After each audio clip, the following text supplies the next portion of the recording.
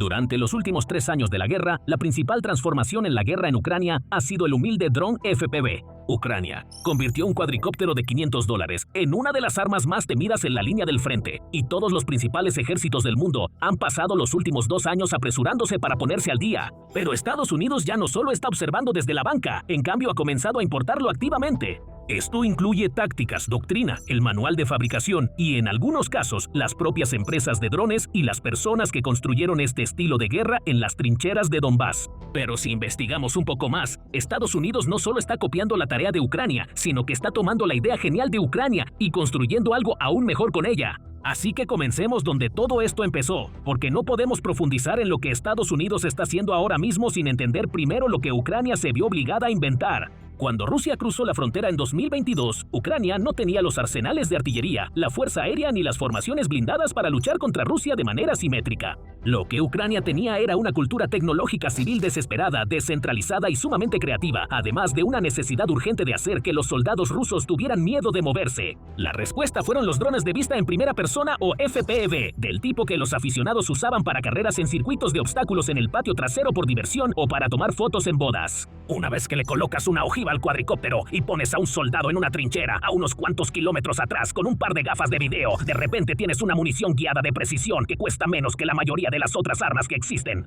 Y esa arma puede encontrar e incluso destruir un tanque a través de una línea de árboles. Y la economía de una guerra, donde los drones dominan, influyó directamente en la conversación dentro del Pentágono. Para abril de 2025, algunas estimaciones sugerían que los drones habían sido responsables del 80% de las bajas rusas. En algunas zonas del frente, esa estadística sube hasta el 90%. Eso significa que 9 de cada 10 pérdidas de vehículos se deben directamente a los drones. Prácticamente ya no hay ningún lugar donde esconderse en el campo de batalla moderno. Cada camino, cada línea de árboles, cada zona de concentración está vigilada por algo pequeño, barato y armado. Por supuesto, Ucrania no es el único país con un suministro constante de drones, ya que Rusia se adaptó y en algunos casos logró avances significativos en la guerra con drones. Los drones rusos FPV de estilo kamikaze han estado destruyendo tanques occidentales, en particular el Leopard 2A6, que es directamente comparable con el M1 Abrams de Estados Unidos. En el primer año de la guerra, las pérdidas de tanques ucranianos como los Leopard se atribuyeron principalmente a la guerra con drones.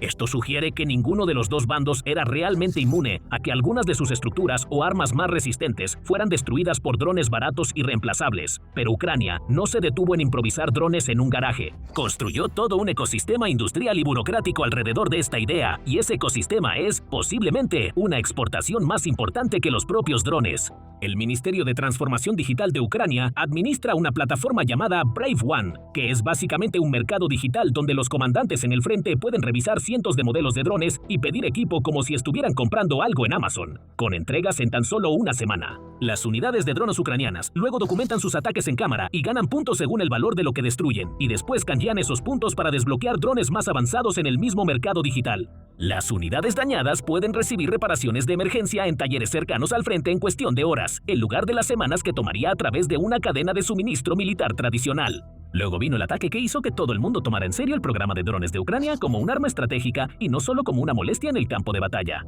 En junio de 2025, Ucrania introdujo de contrabando un enjambre de drones FPV de bajo costo en lo profundo del territorio ruso, ocultos dentro de los techos de contenedores de carga civiles, y luego los lanzó de forma remota contra 5 bases aéreas rusas en la Operación Telaraña. Funcionarios ucranianos dicen que el ataque utilizó hasta 117 drones y alcanzó 41 aeronaves, incluyendo 2 bombarderos estratégicos 95 y 222. Algunos de los activos militares más caros y difíciles de reemplazar de Rusia se estimaron daños por $7.000 millones. Independientemente de la magnitud real del daño, el mensaje y las ramificaciones eran claros. Ahora, los drones baratos podrían amenazar activos estratégicos a miles de kilómetros de cualquier línea del frente sin que una sola aeronave tripulada cruce una frontera. Rusia se vio obligada rápidamente a adoptar una estrategia diferente para proteger sus bases lejanas, en algunos casos poniendo neumáticos sobre los aviones para hacerlos menos visibles en las imágenes satelitales. Y esto no se quedó como un conflicto entre Ucrania y Rusia, ya que las tácticas se extendieron al otro gran conflicto que ocurría simultáneamente. The Guardian informó en mayo de 2026 que Hezbollah ha adoptado drones FP de fibra óptica en Líbano, adaptando explícitamente técnicas que se originaron en Ucrania para evadir la guerra electrónica israelí. uno de los entornos de interferencia más sofisticados del planeta. Cuando Estados Unidos entró en su propio conflicto con Irán a finales de febrero, Teherán respondió con andanadas de drones en toda la región, y las fuerzas estadounidenses y aliadas derribaron muchos de ellos. Pero la magnitud de los ataques expuso lo difícil y costoso que es defenderse de sistemas baratos y producidos en masa utilizando interceptores sofisticados y caros. El problema aquí es que las armas anteriores que Estados Unidos utilizó eran extremadamente efectivas en términos de preparación para el combate, capacidades operativas y proyección de poder, pero lo que no eran rentables. Tomemos el dron de largo alcance más destacado que tiene Estados Unidos. Para julio de 2026, funcionarios estadounidenses sugirieron que más de 30 drones Reaper MQ-9 fueron destruidos como resultado de operaciones en Irán. Se informó por última vez que estos drones tenían un costo por unidad de alrededor de $16 millones. Cuando se enfrentan a drones desechables de bajo costo, el equilibrio de poder se inclina a favor del arma que puedes lanzar contra el enemigo sin preocuparte por perder tu inversión. Esa es la principal diferencia entre cómo Estados Unidos y Ucrania han estado manejando las cosas en sus respectivos conflictos. Pero, ¿cómo es que Estados Unidos está cambiando las cosas de repente? Comencemos con la doctrina, porque el ejército de Estados Unidos está dejando atrás décadas de su propia doctrina. El jefe del Estado Mayor del Ejército, el general Randy George, le dijo al Congreso en 2025 que la tecnología avanza demasiado rápido como para seguir dependiendo de grandes programas de adquisición que tardan años en desarrollarse y pueden quedar obsoletos en el momento en que se implementan. El secretario de Guerra, Pete Hegseth, también firmó una directiva en julio de 2025 ordenando que cada escuadra del ejército esté equipado con sistemas no tripulados para finales de 2026. Y no se anduvo con rodeos sobre por qué el Pentágono había tardado en llegar a este punto, escribiendo que la tecnología de drones ha sido el mayor avance militar de una generación. Para entonces, ya se estaban implementando algunos cambios a pequeña escala. En enero de 2025, la tercera brigada de la 10ª División de Montaña del Ejército desplegó 144 drones experimentales durante una rotación en Alemania, más que cualquier unidad había llevado antes a un ejercicio de entrenamiento. También formó 3 compañías de asalto de 80 soldados diseñadas para operar por delante de los batallones, cada una construida alrededor de un pelotón de exploradores, un pelotón de morteros y un pelotón de drones dedicado que opera drones de vigilancia, municiones merodeadoras y sistemas antidrones. Se ha sugerido que las unidades utilicen drones Ghost de Anduril que pueden merodear durante más de una hora, sistemas de reconocimiento PWDC-100 y municiones merodeadoras Switchblade 600 que comparten una ojiva con un misil antitanque Javelin. Al mismo tiempo, los soldados de la 101ª Aerotransportada están volando drones construidos con piezas impresas en 3D, y las tropas de la 10ª División de Montaña llevan sistemas Skydio XX2D en sus mochilas de campaña. El ejército también creó su primer curso oficial de drones en Fort Rucker, ahora conocido como Fort Novosel, en agosto de 2025. Un programa de 3 semanas que combina de 20 a 25 horas de vuelo en simuladores tipo videojuego con entrenamiento práctico en sistemas reales. También hay instrucción en impresión 3D y diseño CAD, porque mantener estos aparatos volando en el campo significa poder fabricar piezas en el momento. La directora del curso, la capitana Rachel Martin, lo llamó simplemente un esfuerzo para ponerse al día, sugiriendo que Estados Unidos estaba rezagado a nivel mundial en ese ámbito y que esto era un intento agresivo para cerrar esa brecha. Mientras tanto, el secretario del Ejército, Daniel Driscoll, ha sugerido que los batallones deben volverse más ligeros y dejar de avanzar tanto como antes, porque la densidad que ha demostrado Ucrania significa que un tanque de $10 millones puede ser localizado y destruido por algo que cuesta menos que un auto usado. El Cuerpo de Infantería de Marina está llevando a cabo una versión aún más rápida y francamente más improvisada de la misma transformación. La 24ª Unidad Expedicionaria de Infantería de Marina pasó 3 semanas en Camp Lejeune, entrenando con el Nereus Archer. El Archer es un cuadricóptero de 8 pulgadas construido en el 2º California, que cuesta alrededor de $2,000 y ha sido aprobado por Blue UAS, lo que significa que no tiene componentes chinos que dominan el mercado comercial de drones y que podrían afectar la cadena de suministro en un posible conflicto más amplio entre Estados Unidos y China, incluso a través de terceros. El Cuerpo de Infantería de Marina también firmó un contrato de aproximadamente $17 millones para adquirir alrededor de 8,000 drones Archer. Pero ese campamento intensivo de 3 semanas también indica cuánto necesita Estados Unidos ponerse al día con los actores ya establecidos. Rusia e Irán han tenido años de combate real para perfeccionar esta habilidad. El Cuerpo de Marines está tratando de comprimir esa curva en 3 semanas, porque la alternativa es desplegar marines sin ninguna respuesta ante una amenaza que ahora todos los adversarios despliegan de forma habitual. Ahora, aquí es donde entra el problema de la cantidad, porque entrenar a marines y soldados para volar drones no importa si no hay suficientes drones para repartir. El Departamento de Defensa estableció la meta de desplegar decenas de miles de drones EPBR para finales de 2026. Para comparar, China y Rusia pueden producir millones por año. Pero hay una gran discrepancia entre la cantidad de drones planeados y la mano de obra y el entrenamiento necesarios para volarlos. Si mañana le entregaras millones de drones al cuerpo de marines, todos excepto unos pocos miles se quedarían en una estantería simplemente porque no hay suficientes marines entrenados para volarlos todavía. El Pentágono ha respondido al cuello de botella, destinando dinero a ambos problemas al mismo tiempo. El ejército anunció planes para adquirir al menos 1 millón de drones en los próximos 2 o 3 años. El programa de dominio de drones llevó a cabo su primera fase de evaluación, apodada Gauntlet, en Fort Benning en febrero, con el objetivo de desplegar 340,000 drones de ataque más pequeños en las unidades de combate para finales de 2027, y la solicitud de presupuesto del Pentágono para el año fiscal 27 reservó 75,000 millones de dólares para drones y sistemas antidrones, de los cuales 54,6 mil millones pasarán por el Grupo de Trabajo Autónomo de Defensa. Esto ya no es un programa piloto. Esto es el Pentágono intentando construir, en unos pocos años, el tipo de base industrial de drones que Ucrania creó por pura necesidad en un solo invierno. Y aunque el dinero es importante, Ucrania tiene algo mucho más valioso todavía. Pero antes de entrar en eso, asegúrate de suscribirte al programa militar para recibir las últimas noticias sobre la guerra en Ucrania y los desarrollos geopolíticos y militares a nivel mundial. Ucrania tiene información sobre cómo funcionan exactamente los drones, contra qué sistemas son más efectivos y años de estadísticas reales de campo de batalla y grabaciones que lo respaldan todo. Así que Hexet le dijo al Senado que él personalmente ha aprobado la presencia de personal estadounidense adicional en Ucrania específicamente para estudiar el campo de batalla de los drones, tanto en la ofensiva como en la defensiva.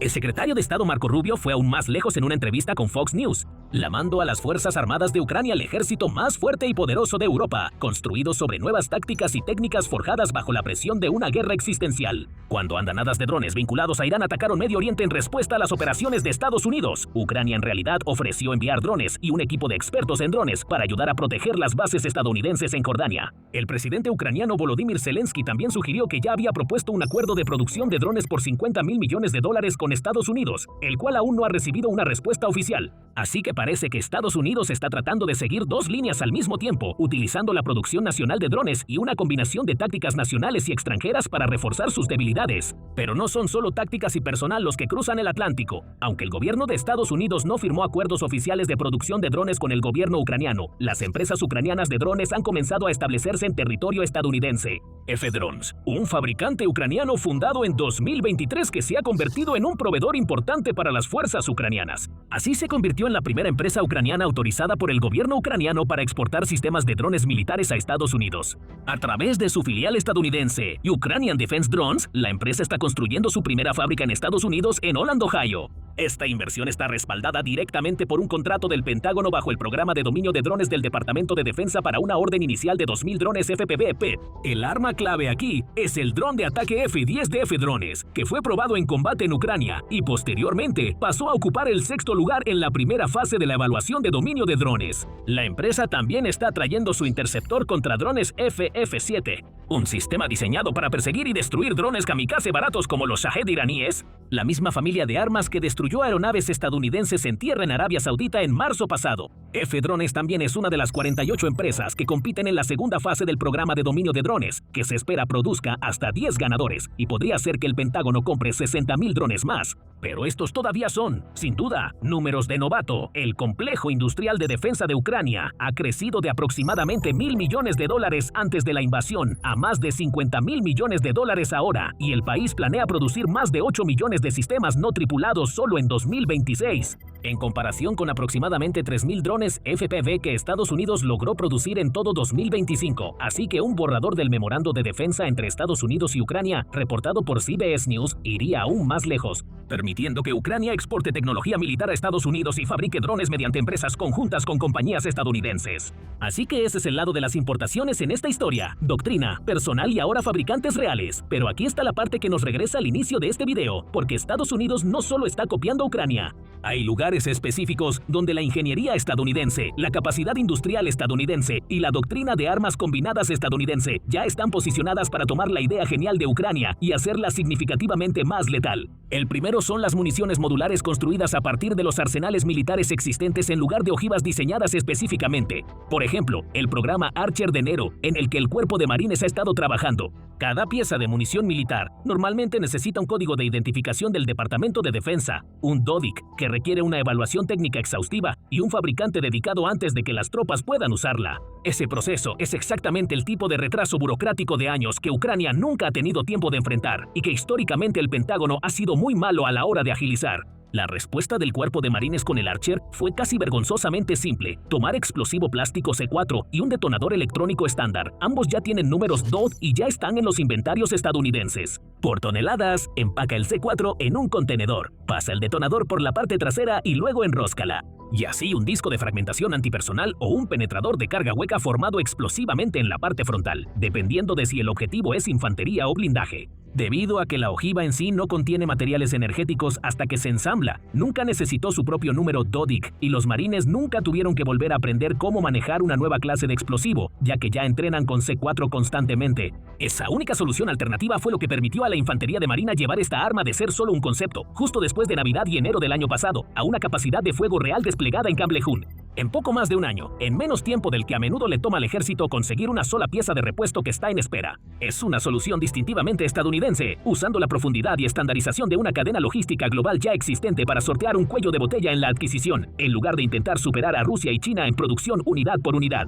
El segundo es resistente a interferencias gracias a enlaces de control deliberadamente analógicos y de fibra óptica, a la vieja escuela. El entorno de guerra electrónica de Ucrania contra Rusia es uno de los más densos y sofisticados del mundo, y ambos bandos han aprendido que los sistemas de control y cámaras digitales, aunque son más nítidos y precisos, tienden a fallar en cuanto son interferidos. La plataforma Archer utiliza intencionalmente un sistema de cámara y control analógico en lugar de digital, el cual se degrada gradualmente bajo interferencia. En lugar de apagarse de golpe, le da al operador un poco más de tiempo para regresar el dron a casa o completar un ataque, incluso en condiciones electromagnéticas adversas. De hecho, las fuerzas ucranianas y rusas han optado por drones con cable de fibra óptica por la misma razón, ya que el cable físico no puede ser interferido en absoluto, y las unidades estadounidenses ya están probando ese mismo enfoque de fibra óptica, con variantes de Archer de fibra óptica presentadas a finales de 2025. Combinar ese tipo de resiliencia con la inversión mucho más profunda de Estados Unidos en investigación de guerra electrónica e inteligencia de señales, desarrollada durante décadas de una defensa mucho más grande. Un presupuesto de más de mucho mayor del que Ucrania o Rusia han tenido jamás. Es un área genuina donde Estados Unidos puede ampliar lo que Ucrania comenzó, en lugar de simplemente replicarlo. El tercero es el guiado autónomo, que en realidad es una ventaja de inteligencia artificial e ingeniería de precisión que Estados Unidos está especialmente posicionado para aprovechar. Los drones SPV de Ucrania son en su mayoría pilotados manualmente, lo que significa que su efectividad está limitada por las habilidades de un operador individual que observa una transmisión de video analógica. Pero el interceptor FF-7 que F-Drones está construyendo ahora en Ohio apunta hacia dónde va esto después. Durante la fase terminal de un enfrentamiento, el piloto solo controla la velocidad del dron, mientras que el guiado automático se encarga de todo lo demás, esencialmente permitiendo que una aeronave barata vuele sola hacia un objetivo con una precisión que no depende del tiempo de reacción o los nervios de una persona bajo fuego, combinando ese tipo de autonomía a bordo con la base de semiconductores de Estados Unidos, su ecosistema de investigación en visión por computadora y su mucho mayor cantidad de talento en ingeniería de software, que ni Ucrania ni Rusia pueden igualar. Es un área donde Estados Unidos puede superar por completo al enjambre pilotado manualmente. La cuarta es la llamada disciplina de desconflicción de armas combinadas, que suena demasiado técnica, pero en realidad es uno de los problemas más difíciles en la guerra con drones y uno en el que el ejército de Estados Unidos ha pasado 80 años perfeccionándose. Para la coordinación del apoyo de fuego, el ejército estadounidense no trata a un dron de ataque de un solo uso como algo fundamentalmente diferente de un F-18, porque ambos son efectos letales que deben mantenerse separados de las tropas amigas que maniobran cerca. Pero Estados Unidos ya tiene medidas extensas implementadas en torno a sus otras opciones ofensivas aéreas, y el mismo concepto puede aplicarse a los drones. Y como Estados Unidos ha sido más lento en adaptar drones a gran escala, en realidad tiene la oportunidad de implementar el uso de drones dentro de una doctrina de armas combinadas desde el principio, en lugar de añadirlo después. Y la quinta y última parte es la base industrial en sí, la enorme escala de la manufactura estadounidense, la producción de semiconductores y el capital del sector de defensa al que Ucrania nunca tuvo acceso. Ucrania construyó una industria de drones de $50,000 millones desde cero bajo la presión de la guerra, un logro extraordinario por cualquier criterio. Estados Unidos está tratando de usar las mismas bases tecnológicas e innovadoras detrás de esa industria y trasladarlas directamente a su propio complejo militar industrial nacional. Para el mundo exterior, parece que Putin ya tiene las manos llenas en Ucrania, pero en las profundidades del Kremlin se están haciendo planes. Putin percibe una oportunidad. También se siente desesperado. Y cuando existe esa combinación embriagadora, la respuesta de Putin siempre es hacer lo único que nadie quiere que haga: escalar. Se avecina una escalada más allá de cualquier cosa que hayamos visto. Eso es lo que dice la inteligencia estadounidense, que dice que un ataque ruso contra la OTAN está en el horizonte. Vamos a analizar por qué y cómo podría ser este ataque en este video, pero primero, esto es lo que descubrimos de la propia inteligencia. La noticia se dio a conocer el 8 de agosto cuando, según nueva inteligencia estadounidense, Rusia planea poner a prueba la determinación colectiva de la OTAN, lanzando lo que llama un ataque limitado contra un país aliado de la OTAN. La naturaleza de ese ataque es obviamente tema de debate. Las hipótesis más probables van desde un ataque cibernético hasta una incursión a pequeña escala contra la nación que Putin podría considerar entre las más débiles de la alianza de la OTAN. Sin embargo, cualquiera que sea la forma que tome el ataque, lo que Putin quiere hacer es poner a prueba cuán firme es la determinación de la OTAN en el panorama geopolítico actual, especialmente en cuanto a la activación del artículo 5 de la Carta de la OTAN en respuesta a un ataque así. Bajo ese artículo, todos los miembros de la OTAN tienen el deber de acudir en ayuda de cualquier miembro que sufra un ataque en su propio territorio. Putin está observando ese artículo y preguntándose si es tan sólido como la OTAN afirma que es. El líder de Rusia está empezando a sentir que se necesita una prueba, según afirma la inteligencia estadounidense, y esa prueba podría llegar antes de lo que cualquiera hubiera pensado. CNN informa que 3 fuentes familiarizadas con el informe de inteligencia afirman que este próximo ataque ruso podría lanzarse en los próximos años. En su informe, el Telegraph ofrece un plazo mucho más corto. El medio afirma que el ataque podría no ocurrir en unos años. Puede que solo sea cuestión de semanas antes de que Putin desate lo que él y sus compinches han estado planeando mientras están en el Kremlin o, más probablemente, refugiados en uno de los muchos búnkeres de sus líderes. El Telegraph dice que lo que sea que Rusia haya planeado podría comenzar tan pronto como este otoño, mientras el Kremlin considera sus opciones en cuanto a los próximos pasos en Ucrania y más allá. En julio, tales opciones, según la inteligencia estadounidense y europea, iban desde una provocación armada en territorio polaco, ataques contra infraestructura crítica de la OTAN e incluso operaciones de bandera falsa diseñadas para culpar a Ucrania y crear divisiones dentro de la OTAN. Una de esas opciones ya se ha materializado, lo cual discutiremos con más detalle en breve. Pero cuando se trata de esta última información de inteligencia, hay una pregunta obvia que hacer: ¿cómo será realmente la gran prueba de Rusia para la OTAN? Es aquí donde las cosas se vuelven confusas, como suele ser el caso con los planes rusos. Todo lo que sabemos con certeza en este momento es que la información de inteligencia señala que Putin está cada vez más dispuesto a autorizar acciones provocativas en territorio de la OTAN, informa CBS News. Las tácticas híbridas parecen ser la apuesta más obvia. Este tipo de ataques ejercen presión sobre la OTAN, mientras que Rusia puede negarlos. Vimos un ejemplo perfecto en Alemania a principios de agosto. Allí, se encontró un dron cargado con explosivos en un aeropuerto de Leipzig. Desde entonces, ese dron ha sido evaluado por Estados Unidos y se determinó que era de origen ruso, según afirmaron funcionarios que hablaron con CBS. Sin embargo, este es precisamente el tipo de cosas que Rusia puede negar. Y así que el dron haya explotado o no, los secuaces de Putin inmediatamente saltarían a defenderse. No fuimos nosotros. Alemania debe tener un problema con terroristas. Tal vez si el país no fuera tan antirruso, nada de esto estaría pasando. Guiño, guiño, codazo, codazo. Oye, tal vez Alemania debería fijarse en Ucrania. Podrían haber sido ellos. Los portavoces de Putin dirán literalmente cualquier cosa para ganar tiempo y negarlo todo, sembrar confusión y división, que es precisamente el objetivo de la guerra híbrida de Rusia. Así que más de lo que pasó en Leipzig es una posibilidad, pero Rusia tiene otras opciones, incluso más preocupantes. El informe de inteligencia de Estados Unidos plantea la posibilidad de una incursión limitada. Recuerden, el objetivo de Putin es poner a prueba la respuesta de la OTAN. La guerra híbrida y las tácticas cibernéticas son parte de los planes de Putin, pero han sido parte de lo que Putin ha estado haciendo desde hace tiempo. Putin, la verdadera prueba está en la activación del artículo 5 que mencionamos antes, y específicamente en cómo respondería Estados Unidos ante una escalada rusa después de su campaña agotadora contra Irán. Eso lo afirma Heather Conley, quien es investigadora principal en el American Enterprise Institute. Ella le dice al Wall Street Journal que la incógnita es cómo respondería Estados Unidos en ese caso. Siempre ha sido un objetivo de Rusia poner en duda la credibilidad de la OTAN y separar a Estados Unidos de sus aliados. No existe una prueba más clara de esa respuesta que una incursión en el territorio de un aliado de la OTAN, especialmente si es uno de los aliados que la administración Trump considera que no ha hecho lo suficiente para pagar su parte como miembro de la OTAN. Se ha mencionado a Polonia, aunque nadie podría acusar a esa nación de no cumplir con sus obligaciones en la OTAN. Polonia gasta más de su Producto Interno Bruto, o PIB, en defensa que cualquier otro miembro de la OTAN, incluyendo a Estados Unidos. En 2025 Polonia destinó el 4.48% de su PIB a sus Fuerzas Armadas. Otras posibles opciones se encuentran en la región del Báltico. Los estados bálticos de Lituania, Estonia y Letonia son relativamente pequeños y vulnerables, como señala The Guardian. Una provocación en uno de estos estados, como enviar grupos armados sin distintivos a territorio ocupado o incluso lanzar ataques contra el flanco oriental de la OTAN, sería una verdadera prueba de la determinación de la organización. Si Rusia tiene la intención de poner a prueba el artículo 5, entonces una toma de territorio a pequeña escala parece ser la opción más obvia. Y según Newsweek, esa prueba llegaría en un momento muy oportuno si ocurre en los próximos meses. El escenario es sencillo. Rusia envía tropas, con o sin distintivos, al territorio de un aliado de la OTAN.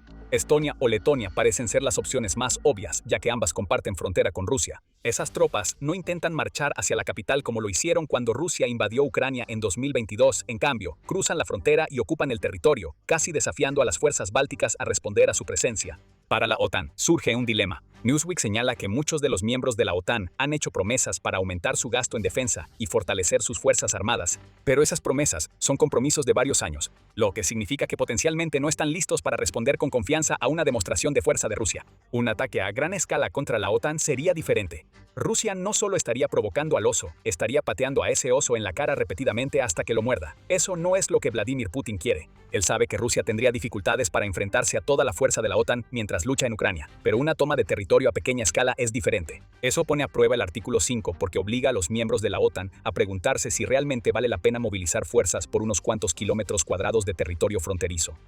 Rusia tampoco tendría que dedicar una gran cantidad de tropas a una operación así, que es precisamente lo que Putin necesita mientras tantos de sus soldados siguen atascados.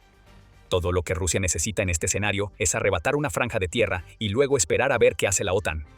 En el mundo perfecto de Putin, la OTAN no haría nada en respuesta. Rusia se atribuiría la victoria. El territorio en sí no importaría tanto como lo que representa el fracaso de defender ese territorio. Verán, declararía el Kremlin, esta alianza de defensa colectiva en la que invierten su dinero no les ha servido de nada. La credibilidad de la OTAN quedaría hecha pedazos, especialmente entre las naciones más pequeñas que dependen de ser parte de la OTAN para su defensa. Las campañas de propaganda y desinformación que seguirían serían de una magnitud nunca antes vista, creando la división que Putin quiere ver en la OTAN. Quizás todo esto suene poco realista. Sin embargo, la inteligencia estadounidense básicamente señala que Putin cree que tiene más opciones sobre la mesa de las que ha tenido en cualquier otro momento desde que lanzó su invasión a Ucrania. La posibilidad de una invasión rusa, ya sea a pequeña escala o de otro tipo, antes se consideraba remota. Ya no es así. Con cada semana que pasa, la probabilidad de que Putin tome una medida así está aumentando, según afirma la inteligencia estadounidense. Si Rusia intenta apoderarse de una pequeña porción de territorio, su estrategia sería desplegar tropas rápidamente, instalar sistemas de guerra electrónica para confundir las comunicaciones de la OTAN y desplegar defensas aéreas para hacer que el espacio aéreo sea peligroso para cualquier avión de combate que intente bordearlo. Esto no es especulación. Como señala Newsweek, la OTAN ha estado planeando y entrenando activamente para este tipo de escenario en juegos de guerra que involucran a su cuerpo de reacción rápida aliado, que sería el primero en llegar si se intentara una toma de territorio así. En otras palabras, la OTAN se está preparando para que algo así suceda. Sin embargo, los juegos de guerra que ha estado realizando se basan todos en que Rusia ataque a uno de los estados bálticos en 2030. La inteligencia de Estados Unidos dice que lo que sea que Rusia tenga planeado podría ocurrir ya en otoño. Este es el problema que ahora enfrenta la OTAN. Pero quedan preguntas más allá de lo que Rusia podría intentar hacer. La principal de ellas también es la más importante. ¿Por qué ahora? ¿Qué ha cambiado en la mente de Putin que lo hace no solo estar dispuesto a autorizar una provocación a una escala que no hemos visto antes, sino también estar dispuesto a poner a prueba a la OTAN en un momento en que su ejército todavía está atascado en Ucrania? Bueno, lo que está sucediendo en Ucrania probablemente sea parte de la respuesta a esas preguntas. Pero antes de profundizar más, esto es un recordatorio de que estás viendo el programa militar. Aún no te has suscrito al canal, ahora es el momento perfecto para presionar el botón y activar las notificaciones para que no te pierdas ninguno de nuestros videos. Una cosa que podemos decir sobre la inteligencia estadounidense es que el concepto de que Putin prueba las reacciones de la OTAN no es nada nuevo. Las provocaciones han sido parte de la estrategia de Rusia para Europa durante años, y Rusia ya ha comenzado a intensificarlas, aunque no al grado de poner tropas en el terreno. Mencionamos una amenaza contra Polonia anteriormente en el video. A principios de julio, las agencias de inteligencia estadounidenses advirtieron a Polonia que Rusia estaba planeando algo en su territorio, probablemente un ataque contra el país. La naturaleza de ese ataque era motivo de especulación en ese momento. A finales de julio, puede que hayamos visto lo que Rusia tenía planeado. El 30 de julio, un misil ruso entró en el espacio aéreo polaco. Eso no es tan inusual como podrías pensar. Misiles han entrado en el espacio aéreo polaco antes, solo para regresar hacia Ucrania. Pero este fue diferente. El misil fue rastreado mientras cruzaba la frontera entre Polonia y Ucrania y simplemente siguió avanzando.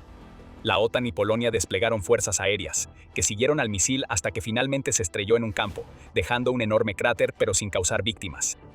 Una investigación posterior reveló que el misil era un misil de crucero ruso Kiak-101 y que había penetrado 90 kilómetros dentro de Polonia desde la frontera con Ucrania. El punto que estamos señalando aquí tiene que ver con la credibilidad. La inteligencia de Estados Unidos advirtió que algo iba a sucederle a Polonia y luego algo le sucedió a Polonia. Putin cumplió con la amenaza que Estados Unidos dijo que venía, aunque de una manera que todavía le permite al Kremlin negar la culpa. El Kremlin puede afirmar que el misil debió haber sido desviado hacia Polonia por la guerra electrónica de Ucrania. Todo fue un accidente. Eso parece poco probable. Fue una prueba y Rusia ha estado realizando muchas de ellas mientras escala el conflicto. Justo días antes de que el Kh-101 se estrellara en un campo polaco, las fuerzas de la OTAN en Rumania derribaron 3 drones en 3 días, todos los cuales habían entrado en el espacio aéreo de la OTAN. Antes de todo esto, el Consejo Atlántico señaló en junio que Rusia estaba intensificando su guerra en la sombra contra la OTAN, todo con el objetivo de socavar el apoyo a Ucrania. Se mencionaron ataques incendiarios dirigidos al entonces primer ministro del Reino Unido, Keir Starmer, así como sabotaje, vandalismo y vigilancia llevados a cabo por redes de intermediarios que operan en países europeos. Así que cuando la inteligencia estadounidense dice que puede haber más y pronto, entonces hay que tomarlo en serio. Pero aún queda la pregunta, ¿por qué ahora? Esto no se trata solo de intimidación. Eso es todo lo que le importa a Putin y el tipo de ataques híbridos que acabamos de mencionar serían suficientes para Rusia, pero Putin busca escalar.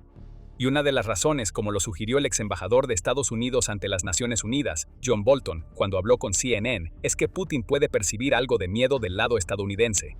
Bueno, creo que está observando muy de cerca la administración de Trump en Irán, y lo que percibe es miedo, dice Bolton, y agrega, el miedo de que Trump está en una situación en la que no tiene una solución inmediata al problema de los precios de la gasolina en las estaciones para los consumidores estadounidenses. Bolton menciona que las elecciones intermedias están a solo unos meses y que Estados Unidos sigue involucrado en Irán. El miedo en cuestión es entrar en otro conflicto tan cerca de las elecciones intermedias. Si Rusia ataca en el otoño, Estados Unidos se enfrenta a un dilema. Si se activa el artículo 5, Trump podría temer ofrecer el tipo de respuesta que Estados Unidos está obligado a dar por su compromiso con la OTAN, porque entrar en una segunda guerra mientras aún lucha en una que prometió que ya habría terminado podría ser una sentencia de muerte política para la administración de Trump. Desde abril, Bloomberg afirmaba que la Operación Furia Épica terminó haciendo que Estados Unidos se viera más débil ante los ojos de sus adversarios, especialmente después de que se acordó un alto al fuego inicial. El conmoción y pavor de la campaña aérea pudo haber sido impresionante, pero no logró resultados contra un régimen dispuesto a mantenerse firme. Además, Estados Unidos ha agotado una gran parte de sus reservas de misiles en Irán, y es poco probable que quiera entrar en un nuevo conflicto con Rusia, incluso si se activa el artículo 5. Putin ve todo esto y quizás sabe que tiene la oportunidad de atacar mientras el hierro está caliente y Estados Unidos no está interesado en involucrarse en otra guerra. Sin embargo, hay algo más en juego aquí. El miedo ciertamente está jugando un papel en lo que sea que Putin haya planeado. Sin embargo, no es solo el miedo de Estados Unidos a involucrarse en una segunda guerra lo que está en la mente del líder ruso. Si la inteligencia estadounidense tiene razón y Putin está planeando algo que podría incluir incluso una toma de territorio, entonces eso también es una señal de que Putin teme a su propio pueblo. Está desesperado porque le prometió a Rusia una victoria fácil en Ucrania, no la ha conseguido, y ahora necesita algo para desviar la atención de lo mucho que ha fracasado en conseguirla. En este escenario, la OTAN es la distracción conveniente, el gran lobo feroz que Putin provocará para poder justificar la escalada de la campaña militar de Rusia. El exsecretario de Defensa de Estados Unidos, Leon Panetta, le dice a CNN que lo que está sucediendo en Ucrania puede estar influyendo en su deseo de aumentar la provocación contra la OTAN. Creo que Putin está frustrado porque no puede encontrar una salida para lidiar con la situación en Ucrania, dice Panetta, y agrega, ha recibido un golpe bastante fuerte, y creo que está buscando otras formas de intentar demostrar la agresividad rusa. En otras palabras, Putin necesita una jugada de poder que le muestre al mundo y a su propio pueblo que Rusia sigue siendo una amenaza. Esa jugada de poder es necesaria, debido al terrible estado de la ofensiva rusa en Ucrania. A pesar de lanzar una ofensiva terrestre masiva en primavera y verano en Ucrania, los resultados de Rusia han sido mínimos. De hecho, tanto en abril como en mayo, Rusia perdió territorio en Ucrania, 116.01 y 281.1 kilómetros cuadrados, según afirma el Instituto para el Estudio de la Guerra, o ISW. Rusia logró volver a sumar avances en junio y julio, aunque solo consiguió tomar un poco menos de 70 kilómetros cuadrados en esos 2 meses, informa el ISW. Y agosto no pinta mucho mejor en sus primeras etapas. Putin ha estado intensificando los ataques aéreos de Rusia contra Ucrania para compensar este lento avance, aprovechando que Ucrania se está quedando sin interceptores de misiles balísticos para atacar a los civiles del país. Un ataque nocturno en agosto mató a 2 personas más y dejó 13 heridos. Estas no son victorias militares para Rusia, pero es todo lo que Putin puede mostrar por su desastrosa campaña en Ucrania en este momento. El problema con Putin es que la desesperación no lo obliga a retroceder. Las revelaciones en el lote más reciente de inteligencia estadounidense demuestran eso. El presidente de Rusia es más peligroso cuando está acorralado. Es mucho más probable que reaccione agresivamente que se someta. Y cuando atacar a Ucrania no funciona, Putin busca otros objetivos. Necesita distracciones para evitar que su gente piense en cómo Rusia está sufriendo más de 30.000 bajas al mes en Ucrania. Quiere que ignoren el olor a combustible quemado causado por los ataques de Ucrania a las refinerías y los precios en aumento en las tiendas de comestibles. Putin necesita apoyo para su agresión, y una provocación contra la OTAN podría ser la forma en que lo consiga. Putin quiere poner a prueba a la OTAN, pero tampoco le molestaría si la OTAN responde con fuerza. Eso le daría la justificación que necesita para escalar el conflicto. Por eso la guerra en Ucrania está empezando a extenderse más allá de las fronteras ucranianas. Putin está apostando, pero siente que tiene las de ganar de cualquier manera. Si lanza algún tipo de ataque en territorio de la OTAN y no hay respuesta, Putin obtiene la victoria en credibilidad. Si hay una respuesta, Putin puede usar la desinformación para convencer al pueblo ruso de la idea de que la OTAN finalmente está haciendo lo que él decía que haría, y que Rusia necesita movilizarse para luchar más allá de las fronteras de Ucrania. De cualquier manera, Putin logra mantenerse en el poder. Su desesperación lleva a aún más desastres. Pero en ese desastre, Putin podría ver una oportunidad para sobrevivir como presidente de Rusia. Y por eso, la OTAN debe estar preocupada y tiene que tomar muy en serio la inteligencia de Estados Unidos. Se ha cruzado una línea roja, pero no es una de las muchas líneas rojas tan proclamadas por Rusia, cada una de las cuales se suponía que llevaría a una escalada que nunca se materializó. Esta vez, es Rusia la que ha cruzado el punto de no retorno. Un misil ruso ha entrado en Polonia. La respuesta es lo último que Vladimir Putin esperaba. Polonia ha anunciado que está lista para hacer lo que incluso la OTAN, y especialmente Rusia, han temido durante años. Va a empezar a derribar misiles rusos. Pero Polonia no se está limitando a su propio territorio. Polonia está amenazando con empezar a destruir misiles rusos mientras sobrevuelan Ucrania. El 6 de agosto, el ministro de Relaciones Exteriores de Polonia, Radosław Sikorski, concedió una entrevista a la radio polaca. Mientras respondía preguntas, Sikorski probablemente tenía en mente las palabras del ex primer ministro polaco Mateusz Morawiecki. No habrá más misiles Patriot para Ucrania, fue la declaración de Mateusz Morawiecki, la cual hizo después de que se revelara que Polonia había entregado más misiles Patriot a sus aliados ucranianos. Finalmente, durante la entrevista le preguntaron sobre esos comentarios. Sikorski ya tenía una respuesta preparada y sorprendió a todos los oyentes cuando la dio. Cada vez muere más gente, así que surge la pregunta, ¿no sería mejor derribar misiles rusos sobre Ucrania en lugar de quizás hacerlo después sobre Polonia? Este es un tema para una discusión muy seria, una que no debería convertirse en rehén de la rivalidad política partidista, dijo Sikorski. Y así, la caja de Pandora ha sido abierta. El ministro de Relaciones Exteriores de Polonia dijo en la radio nacional que tendría más sentido para Polonia simplemente derribar los misiles rusos desde su propio territorio y sobre territorio ucraniano, que esperar la posibilidad de que esos misiles se dirijan a Polonia.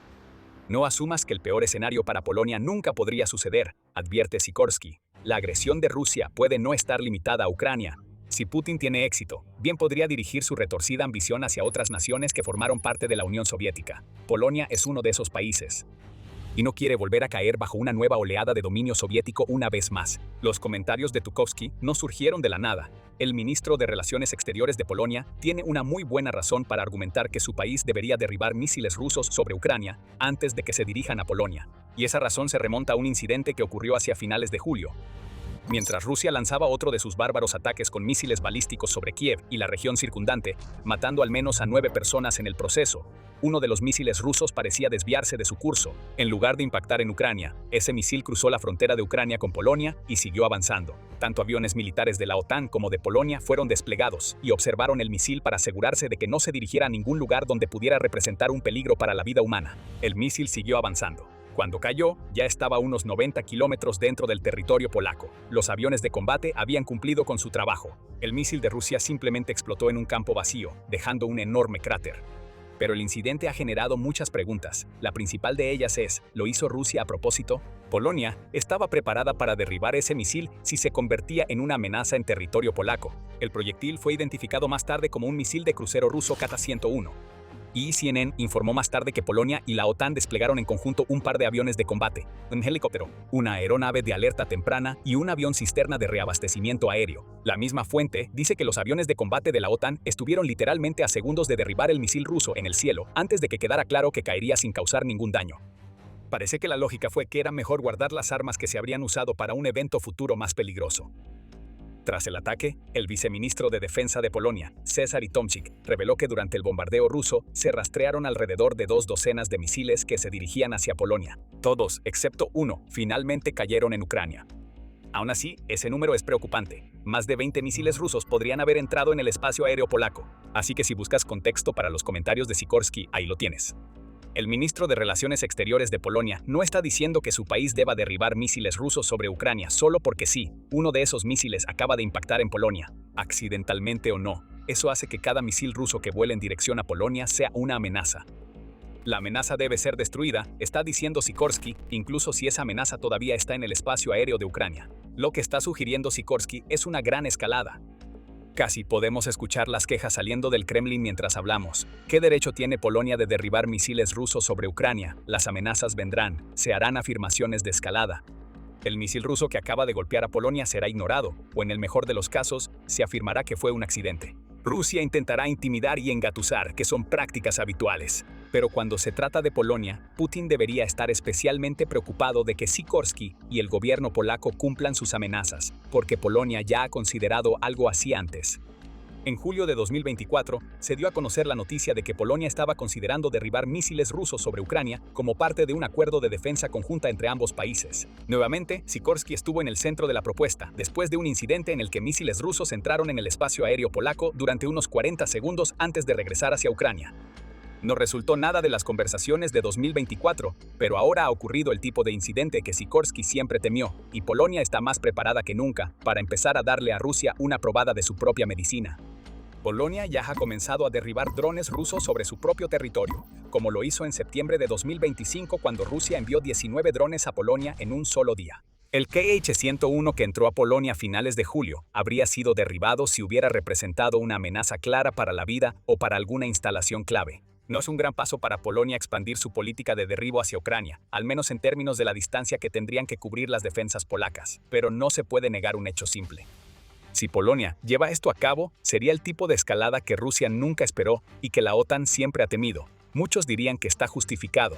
Piotr Boyka, quien es el director del Instituto del Flanco Oriental, que tiene su sede en Bruselas, le dice a LRT, la neutralización sería la respuesta correcta en términos políticos, ya que los rusos solo entienden la fuerza cuando se trata de la confrontación.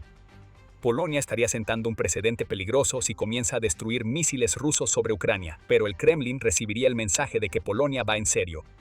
Y no olvides que ha habido rumores de que Rusia ya tenía en la mira algún tipo de confrontación con Polonia antes. El 3 de julio el Telegraph informó que Estados Unidos entregó varias advertencias a Polonia sobre que Rusia planeaba algún tipo de provocación armada en territorio polaco, probablemente para poner a prueba la determinación de la OTAN. Diríamos que un misil estrellándose en territorio polaco es prácticamente el mayor grado de provocación armada posible, y Polonia lo sabe. Las palabras de Sikorski no son vacías. Polonia sabe que la guerra en Ucrania ha llegado a un punto crítico y Putin podría dirigir su atención hacia los aliados de la OTAN para distraer a su propio pueblo de lo mal que le está yendo a Rusia en Ucrania. La provocación ya ocurrió. El ministro de Relaciones Exteriores de Polonia respondió diciendo que ya es hora de que Polonia le dé una lección a Rusia, y si se lleva a cabo el debate y Polonia comienza a destruir misiles rusos, esto será enorme para Ucrania. Hay dos razones por las cuales, y vamos a explorar ambas justo después de este recordatorio de que estás viendo el programa militar. Cubrimos eventos que podrían cambiar las reglas del juego en Ucrania y en otros lugares todos los días. Así que asegúrate de estar suscrito y de tener las notificaciones activadas para que no te pierdas nada. Así que la primera razón por la que esto sería enorme para Ucrania es bastante clara en este momento. Ucrania está teniendo serios problemas para lidiar con los ataques con misiles de Rusia. Mencionamos antes que el ataque en el que un misil ruso entró en Polonia también mató al menos a 9 personas en Ucrania. Desafortunadamente, ese tipo de estadística se está volviendo demasiado común, y está sucediendo porque Ucrania prácticamente se ha quedado sin misiles Patriot que necesita para defenderse de los misiles balísticos de Rusia. Tras un ataque posterior a principios de agosto, el presidente de Ucrania, Volodymyr Zelensky, informó que 21 personas habían muerto, ya que Ucrania no pudo detener ninguno de los 24 misiles balísticos que Rusia lanzó a su territorio. Los interceptores de misiles balísticos podrían haber salvado la vida de esas personas hoy, dijo Zelensky. Desafortunadamente, Ucrania no tiene los interceptores que necesita. La campaña de Rusia contra los civiles de Ucrania está escalando precisamente porque el Kremlin sabe que Ucrania no tiene lo que necesita para detener los misiles rusos. Los interceptores Patriot prácticamente se han agotado y puede que no sean reemplazables. Estados Unidos, que fabrica los interceptores Patriot, supuestamente solo tiene alrededor de 800 de su reserva anterior de 2.300 debido a su guerra con Irán, y es poco probable que se los vendan a Ucrania. Mientras tanto, los civiles están muriendo, alrededor de 400 de ellos solo en julio y casi 1.400 en total durante los primeros 6 meses de 2026, lo que es un 37% más que en el mismo periodo de 2025.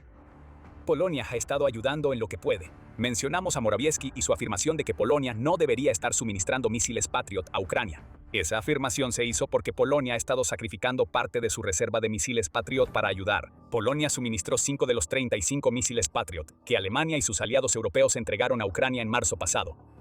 Morawiecki aprovechó la decisión porque los líderes de Polonia tomaron la decisión poco sabia de no ser completamente claros con los números cuando se hizo la transferencia. Ahora sabemos que son 5, y aunque eso no parezca mucho, equivale a 5 misiles balísticos rusos que no lograron alcanzar sus objetivos. Polonia espera hacer mucho más ahora, y no solo con Sikorsky pidiendo que Polonia derribe misiles rusos sobre Ucrania. Según Reuters, Polonia ha propuesto trabajar junto con Ucrania y Estados Unidos para construir interceptores de misiles Patriot, tras una afirmación que hizo el presidente estadounidense Donald Trump durante la cumbre de la OTAN en julio en Ankara, de que Estados Unidos otorgaría licencias de la tecnología Patriot a Ucrania. Y esa licencia ahora parece incierta. Trump retiró su aprobación a finales de julio, afirmando que era necesario mantener más discusiones antes de que Ucrania obtuviera una licencia. Aún así, la oferta de Polonia demuestra que está dispuesta a hacer todo lo posible para ayudar a Ucrania en el ámbito de la defensa aérea, incluso si eso significa establecer instalaciones de fabricación conjuntas para llevar interceptores Patriot a Ucrania aún más rápido. La situación de los Patriot está en el aire en este momento, pero incluso sin estos interceptores, Polonia acaba de enviarle el mensaje a Putin de que no se quedará de brazos cruzados ni dejará que Rusia haga lo que quiera, ya sea en Ucrania o en territorio polaco. El fuego será respondido con fuego si Sikorsky se sale con la suya, y hay una segunda razón por la que las palabras de Sikorsky son un gran impulso para Ucrania. La relación entre Polonia y Ucrania ha sido tensa desde hace algún tiempo. Aunque ambas naciones están unidas en su objetivo de evitar que Putin expanda Rusia y cree una nueva versión de la Unión Soviética, ha habido fricciones entre Polonia y Ucrania desde hace un tiempo. En 2023 y 2024, esa fricción giraba en torno al comercio agrícola, y el cansancio entre algunos líderes polacos por los costos a largo plazo del apoyo también jugaba un papel. Sin embargo, una verdadera tormenta política estalló en junio, cuando Zelensky decidió nombrar una nueva unidad militar en honor al ejército insurgente ucraniano, o UPA. Polonia se enfureció por esta decisión. Aunque en Ucrania se le elogia como parte de su tradición de resistencia antisoviética, la UPA original fue una unidad nacionalista formada durante la Segunda Guerra Mundial que causó estragos en otros lugares. En Polonia, la UPA no era un grupo antisoviético. La unidad original perpetró la tragedia de Volhynia entre 1943 y 1945, lo que llevó a que decenas de miles de polacos fueran asesinados por nacionalistas de la UPA. Las heridas históricas son profundas, y la decisión de Zelensky fue respondida por el presidente polaco Karol Nawrocki, quien despojó al presidente de Ucrania de la más alta distinción estatal de Polonia, la Orden del Águila Blanca. Este tipo de tensión habría hecho que Putin se frotara las manos de alegría. Es precisamente lo que él quiere ver. Cuanta más división se pueda causar, mejor. Si esa división ocurre debido a tensiones por un nombre, entonces aún mejor. Rusia puede aprovechar eso con propaganda y desinformación dirigida al pueblo polaco. De hecho, Rusia intentó explotar el tema de inmediato, lo que llevó al Consejo de Resiliencia de Polonia a emitir un comunicado relacionado con el aumento de lo que llamó desinformación y publicaciones manipuladoras que habían comenzado a aparecer en el espacio informativo polaco. Los crímenes cometidos por la encarnación inicial de la UPA no eran ningún gran secreto y formaban parte de un pasado difícil, dijo el Consejo. Sin embargo, la decisión de Ucrania de usar ese nombre para una nueva unidad no significa que la relación entre Polonia y Ucrania vaya a disminuir, especialmente cuando se trata de enfrentar la amenaza que representa Putin. Por su parte, Ucrania ha estado tratando de suavizar la fricción causada por su decisión de usar ese nombre, Esos esfuerzos parecen estar funcionando. La mayoría de los polacos siguen siendo firmes tanto en su apoyo a Ucrania como en su deseo de que su gobierno continúe cooperando con uno de los aliados más importantes de su nación.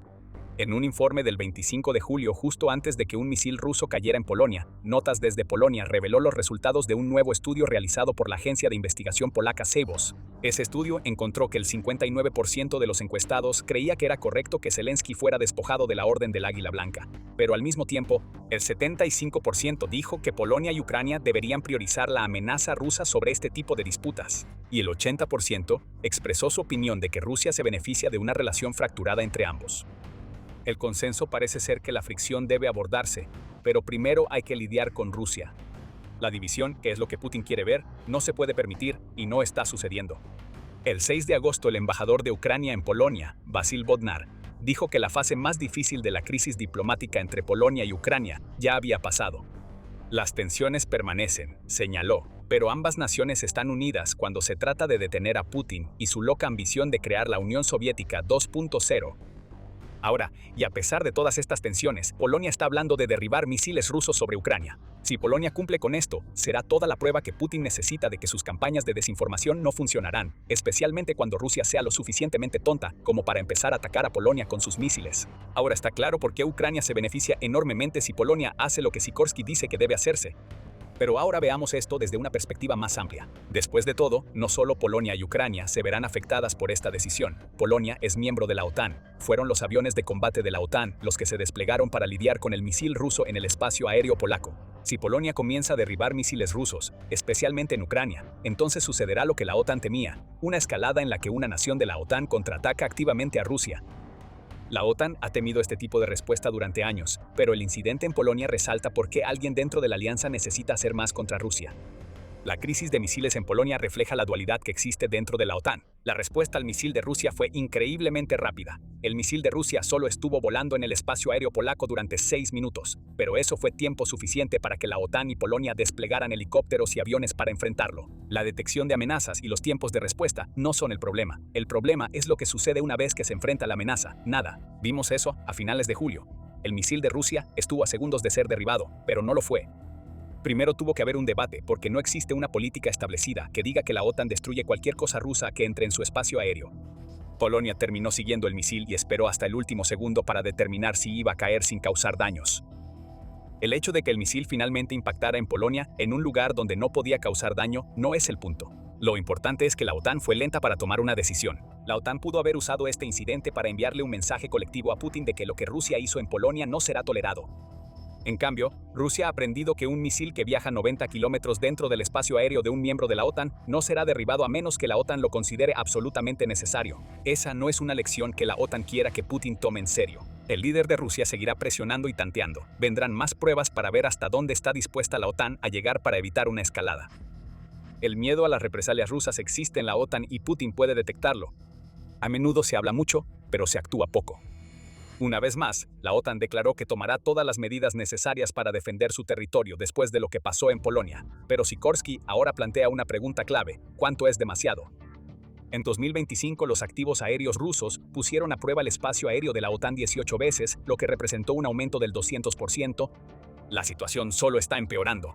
En julio, la OTAN se vio obligada a desplegar aviones de combate más del doble de veces que durante el mismo mes de 2025. El aumento que comenzó ese año ha continuado en 2026 y un misil ruso que impactó en Polonia es prueba de que Putin seguirá empujando los límites hasta que reciba alguna respuesta. Polonia quiere ser la nación que responda de una manera que la OTAN nunca esperó. Al menos eso es lo que dice Sikorski. Lo que está muy claro es que si Polonia quiere empezar a disparar contra misiles rusos en Ucrania, entonces el resto de la OTAN necesita unirse en torno a ese enfoque. El 7 de agosto CNN informó que la inteligencia estadounidense está advirtiendo una vez más que Putin está planeando un ataque contra un miembro de la OTAN, probablemente en algún momento durante los próximos 2 años. Putin es un hombre que entiende y responde a la fuerza. La disuasión ya no está funcionando. Putin necesita aprender que la OTAN va a responder si Rusia sigue provocando e insistiendo. Que Polonia derribe misiles sobre Ucrania sería una respuesta tan contundente que Putin se vería obligado a retroceder. Las cosas no han ido bien para Rusia. En 2026 su campaña terrestre se ha estancado. La ofensiva de primavera y verano ya es un fracaso. y Putin se ve obligado a enfrentar el hecho de que Ucrania se está fortaleciendo cada vez más, mientras que Rusia se debilita. Y luego llegaron Francia y Alemania. Ambos acaban de hacer algo realmente increíble por Ucrania. Estamos hablando de drones, aviones de combate y algunos de los misiles más importantes que Ucrania podría conseguir. Todo eso ya viene, y Putin está aterrorizado. Él sabe que su guerra prácticamente ya terminó. Ahora, dos de los socios de Ucrania acaban de acercar a Ucrania a terminarla de una vez por todas. Empezaremos con Alemania. El 13 de julio Reuters informó que Alemania está financiando 50.000 drones de ataque que se usarán en las líneas del frente para devastar a las tropas y el equipo ruso. La noticia no proviene de los ministerios de defensa de Ucrania o Alemania, ambos se mantienen en silencio, sino de una fuente familiarizada con lo que está sucediendo. Esa fuente, que parece ser el director ejecutivo de la empresa estadounidense de tecnología de defensa Alterion, Lawrence Mayer, dice que este acuerdo representa la compra individual más grande de drones por parte de un gobierno occidental para Ucrania. Alterion no está proporcionando los drones, pero lo que sí está haciendo es crear la tecnología que los drones utilizan para rastrear y atacar objetivos de manera autónoma durante la fase final de su vuelo. Mayer dice que el contrato para los nuevos drones de Ucrania está valorado en $103 millones y que ha sido financiado por un país europeo. ¿Cómo sabemos que ese país es Alemania? Skyfall lo dice. Es fabricante ucraniano de drones, que utiliza la tecnología de Alterion en sus drones de ataque. Ha confirmado la participación de Alemania en la compra de 50.000 drones, aunque dice que no puede dar más detalles aparte de mencionar el nombre del tipo de dron que se ha comprado. ¿Shrike? Uno de los mejores drones de corto alcance a los que Ucrania puede acceder. Shrike es algo especial, y no solo Ucrania lo cree así. En marzo, el Pentágono llevó a cabo un programa para determinar qué drones serían los más adecuados para el nuevo programa de superioridad con drones de Estados Unidos. El Shrike quedó en primer lugar por un amplio margen, ya que obtuvo 10 puntos más que el dron que quedó en segundo lugar en pruebas que, entre otras cosas, evaluaron la precisión de ataque a distancias de 2.5 a 10 kilómetros y cómo lo hacía. Bueno, los drones operan en entornos urbanos contra varios objetivos. Para Ucrania, que 50.000 de estos drones vayan al frente significa dolor para Rusia. Hay dos versiones del Shrike. La versión más pequeña, de 17.78 centímetros, puede llevar una carga útil de 1.5 kilogramos. No es enorme, claro, pero es más que suficiente para eliminar soldados y vehículos blindados. Puede alcanzar una velocidad máxima de 100 kilómetros por hora, lo que la hace difícil de evadir, y tiene un alcance de 30 kilómetros, lo que la convierte en una gran adición a las zonas de muerte infestadas de drones en Ucrania. La versión más grande añade unos 7.6 centímetros al conjunto, lo que permite que la carga útil se duplique. Si a eso le sumas una mejora de velocidad de 20 kilómetros por hora, y esa versión del Shrike es aún más aterradora para los soldados rusos. Y está la autonomía que mencionamos. Gracias al software de Alterion, el Shrike puede rastrear y atacar objetivos de manera autónoma durante la fase final de su vuelo. El acuerdo que acaba de ser revelado ya está en marcha. Maya dice que algunos de los drones Shrike que Alemania ha comprado para Ucrania ya están en las líneas del frente, causando estragos. El resto llegará a Ucrania antes de que termine el año, cuando inevitablemente causarán más muerte y destrucción a las atribuladas fuerzas de Rusia. Todo suena impresionante, ¿verdad? Lo más loco es que un envío de 50.000 de los drones más aterradores que han llegado al frente de la guerra en Ucrania es poca cosa comparado con lo que Francia acaba de hacer por Ucrania. Nadie vio esto venir, especialmente Putin. Francia básicamente vio lo que ofreció Alemania y dijo, está bien, pero sujétame la cerveza. Francia vio los drones de Alemania y subió la apuesta con aviones de combate y misiles. Estamos actuando como si esto fuera una especie de competencia, pero la realidad es que tanto Francia como Alemania están haciendo grandes cosas por Ucrania. Es solo que el anuncio de Francia es enorme.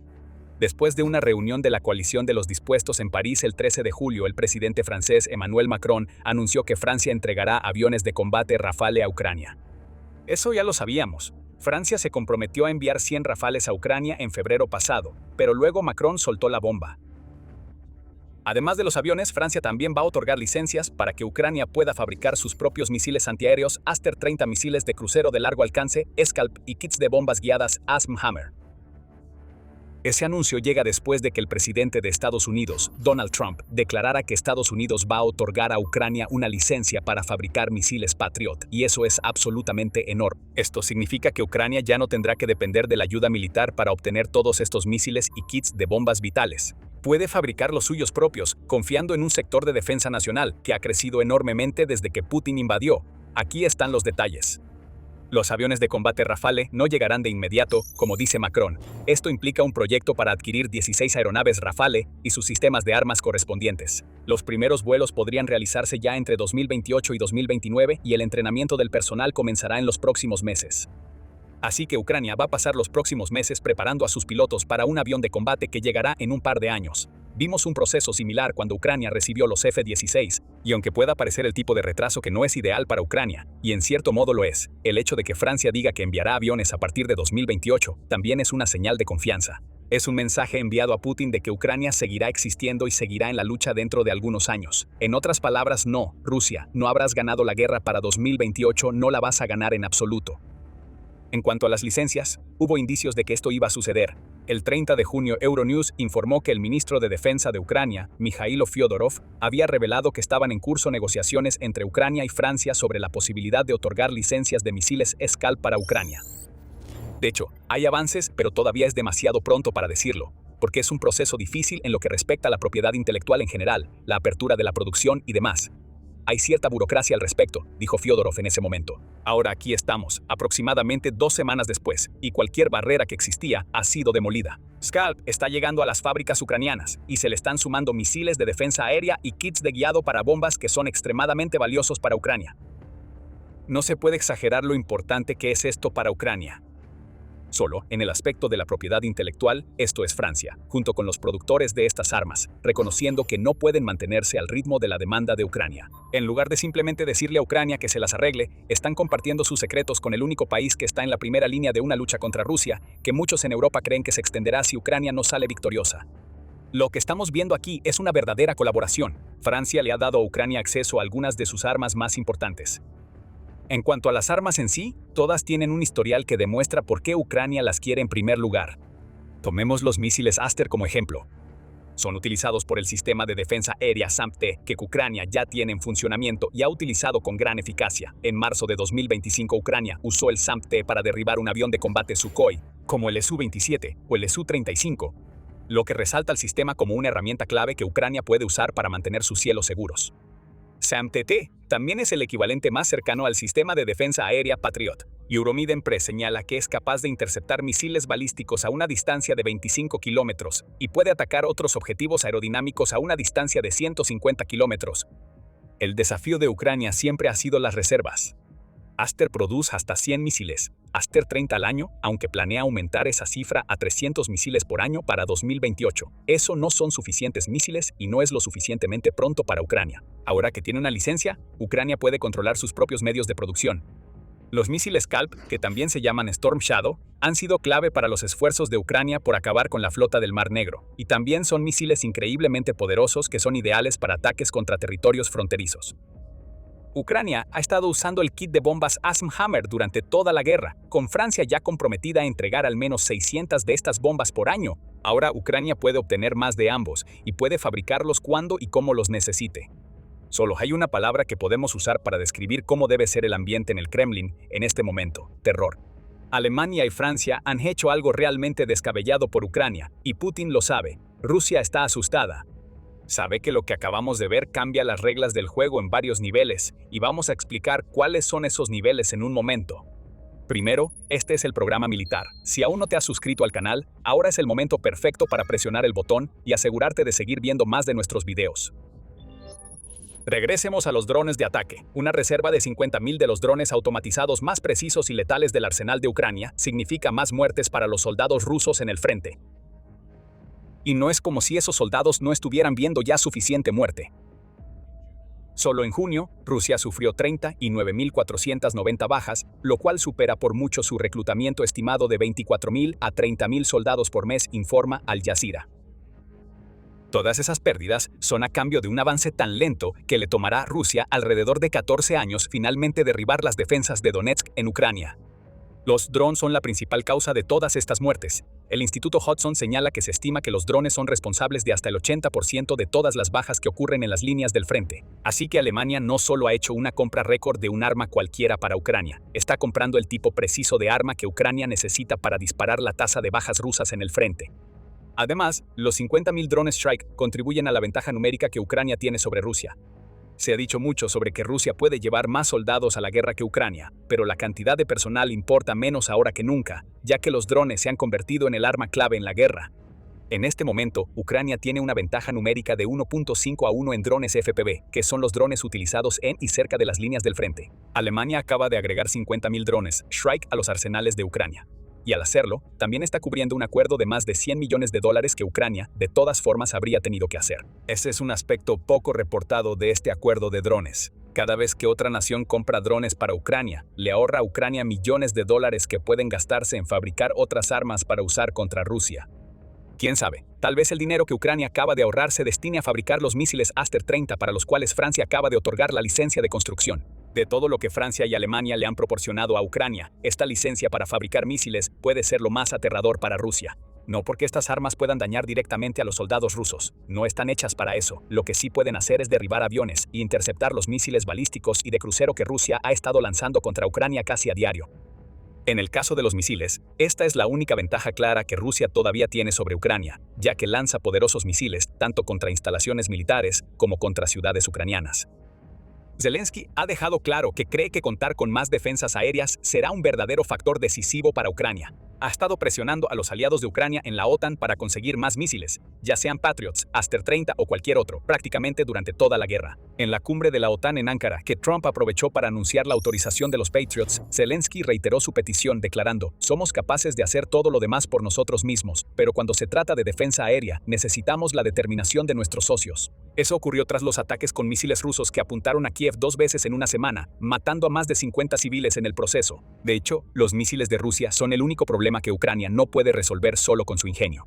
Lo vemos en las tasas de interceptación. En junio, Ucrania logró una tasa de interceptación del 89.4% contra todas las amenazas aéreas. Eso suena bien al principio, pero esos números están muy inflados por el éxito de Ucrania contra los drones de ataque de Rusia y otros tipos de misiles que no son misiles balísticos. Cuando se trata de los misiles balísticos de Rusia, Ucrania solo pudo detener el 40% de los que Rusia lanzó. Hay una clara brecha en las defensas aéreas de Ucrania que Rusia ha estado explotando mientras la escasez de misiles de defensa aérea de Ucrania empieza a pasar factura.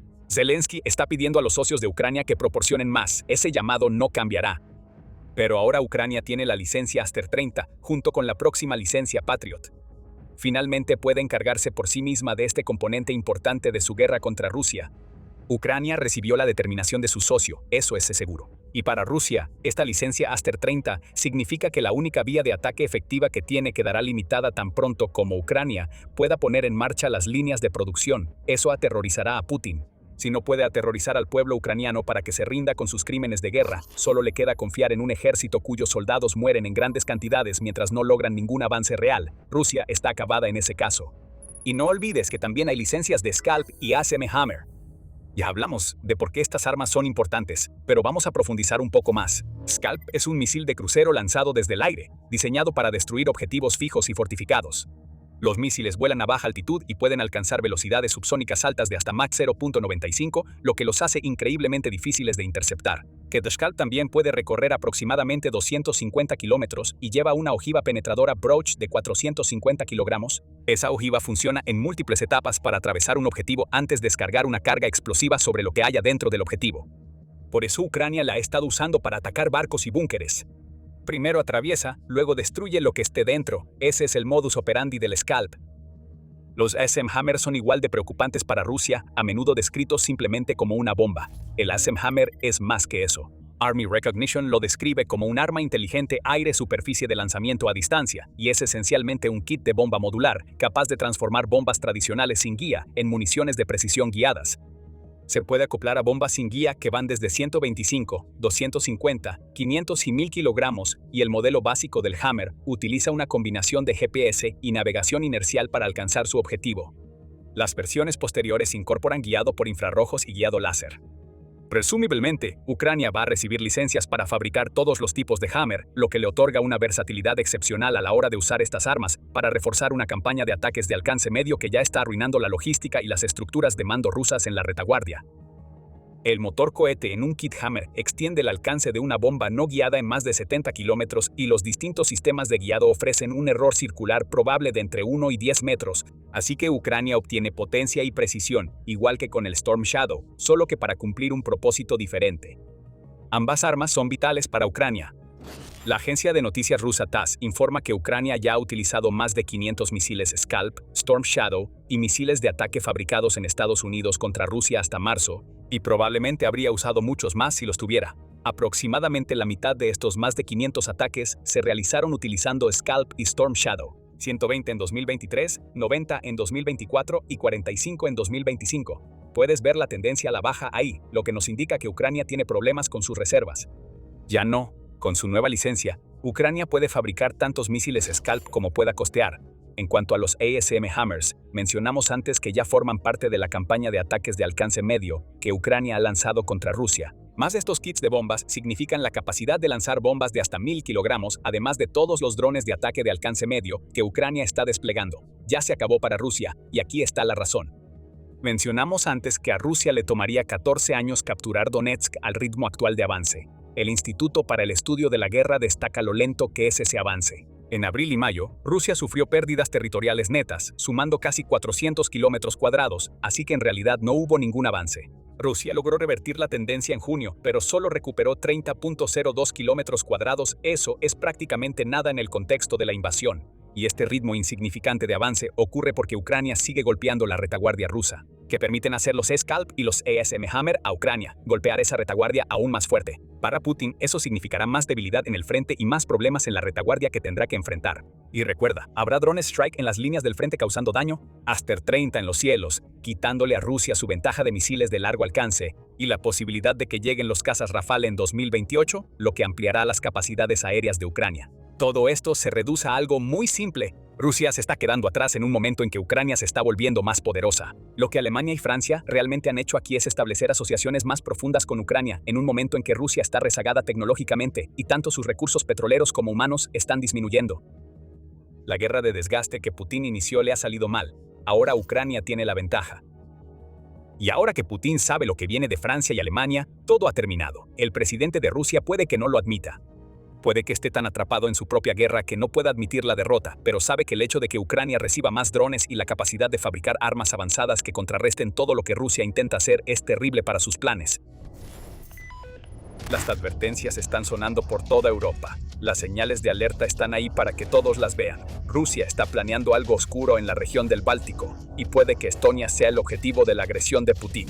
¿Qué pasa si Rusia invade Estonia? Esa es la pregunta que vamos a responder aquí mientras analizamos un posible escenario de invasión hora por hora. ¿Qué hará Rusia? ¿Cómo reaccionará la OTAN? ¿Está Estonia preparada para todo esto? Quédate con nosotros mientras comenzamos con el preludio. Las señales de advertencia estaban todas ahí, literalmente. Apenas en junio, Estados Unidos advirtió a Polonia de que Rusia estaba planeando algún tipo de provocación, incluso una invasión. Polonia escuchó, pero fueron los estados bálticos los que realmente tomaron nota, ya que el primer ministro polaco Donald Tusk advirtió que los próximos meses podrían ser críticos y que los temores de una escalada rusa eran palpables. Rusia podría intentar algo en Polonia, pero la verdadera amenaza sería para Letonia, Lituania o Estonia. Este último sabía muy bien que Rusia estaba planeando algo, no sabía qué, pero ya había comenzado un despliegue que puso a Estonia en alerta. El presidente de Ucrania, Volodymyr Zelensky, ya había hecho muchas afirmaciones de que las naciones bálticas eran las siguientes en la agenda de Putin. Esas afirmaciones tenían el potencial de dañar la cooperación, pero a medida que Estonia veía más señales, tuvo que admitir que las advertencias tenían fundamento. A finales de junio de 2026, Estonia había detectado buques metaneros rusos que se suponía debían transportar gas natural licuado, armados con ametralladoras y con sacos de arena colocados en el mar Báltico. Defensa contra la interceptación, tal vez. Estonia lo descubriría pronto. Rusia también suspendió todo el tráfico a través de los puntos de control ferroviarios en la frontera con Letonia, Finlandia y Estonia a principios de julio, probablemente para evitar que civiles rusos cruzaran inadvertidamente a Estonia. Las advertencias no eran infundadas. Solo unos meses después, Rusia invadió, en la primera hora. Comienza con misiles y drones, en lugar de infantería y tanques. Estos últimos están esperando. Rusia había estado construyendo infraestructura en las fronteras bálticas en los meses previos a la invasión que podría albergar a miles de soldados. Vendrán. Pero primero, Estonia enfrenta un ataque igual a los que Ucrania enfrenta todos los días. Misiles Iskander y Oreshnik impactan en Tallinn y otras ciudades estonias mientras cientos de drones rusos tipo Shahed atacan en enjambre. Estonia vio venir todo. La vigilancia aérea y terrestre a lo largo de sus fronteras detectó los drones y misiles. Pero sin las enormes reservas de drones interceptores que tiene Ucrania, Estonia tuvo dificultades para detener los drones rusos tipo Shahed, y aunque el país había destinado $1.200 millones para un sistema moderno de defensa aérea, probablemente un Patriot, no llegó a tiempo para detener los misiles. Al final del ataque inicial ruso, cientos de civiles estonios estaban muertos. Rusia entonces empezó a enviar las tropas y los tanques. Pequeñas unidades de infiltración al principio. Estonia responde con sus propios soldados, pero sabe que el reloj ya empezó a correr. A medida que Rusia escala, el trabajo de Estonia será resistir el mayor tiempo posible, defendiéndose de Rusia lo mejor que pueda para que sus aliados de la OTAN puedan organizarse. Estonia sabe que no va a ganar en un enfrentamiento directo. No ha sido de ayuda la decisión de Estados Unidos de retirar a más de 500 de sus soldados de Estonia, por lo que Estados Unidos llamó una rotación de verano. Estonia no tenía idea de cuándo regresarían esos soldados, y ahora ya es demasiado tarde. Si el ataque de Rusia hubiera causado una baja estadounidense, Estonia habría tenido garantizada una respuesta de Estados Unidos para detener rápidamente a Rusia. Tal como están las cosas, la nación tiene un ejército con 7.700 miembros activos y 230.000 reservistas para enfrentarse a una fuerza rusa que podría superar los 3 millones, y Putin moviliza y dedica todo lo que Rusia tiene a su última invasión. Las cosas aún no han llegado tan lejos, pero a medida que la invasión se intensifica, Estonia sabe que la cuenta regresiva ha comenzado. Los estudios han demostrado que a Rusia le tomaría solo 90 días conquistar todos los estados bálticos. Stalin podría caer mucho más rápido. Podrían ser tan solo 60 horas antes de que los tanques rusos lleguen a la capital de Estonia. El trabajo es mantener la línea. El ejército de Estonia se pone a trabajar. Las próximas 23 horas, funcionarios de toda Europa empiezan a movilizarse. Muchos esperaban que un ataque ruso ocurriera en algún momento, pero no tan pronto. Ucrania había advertido que principios de 2027 sería el momento. Alemania pensaba que Rusia estaría lista en 2029, pero el ataque llegó antes de lo que cualquiera esperaba, y toda Europa, especialmente aquellas naciones que son miembros de la OTAN junto con Estonia, saben que la llamada está a punto de llegar, para que luchen junto a su aliado en el frente oriental, que acaba de formarse. Mientras tanto, Estonia está luchando por su vida. Mientras se hacen los preparativos para activar el artículo 5, los drones y misiles siguen volando, y la invasión terrestre de Rusia se está ampliando. Pequeñas unidades de infiltrados empiezan a convertirse en unidades más grandes con tanques y vehículos blindados. Estonia responde atrincherándose e intentando mantener sus fortificaciones. Se cavaron trincheras en preparación para esto.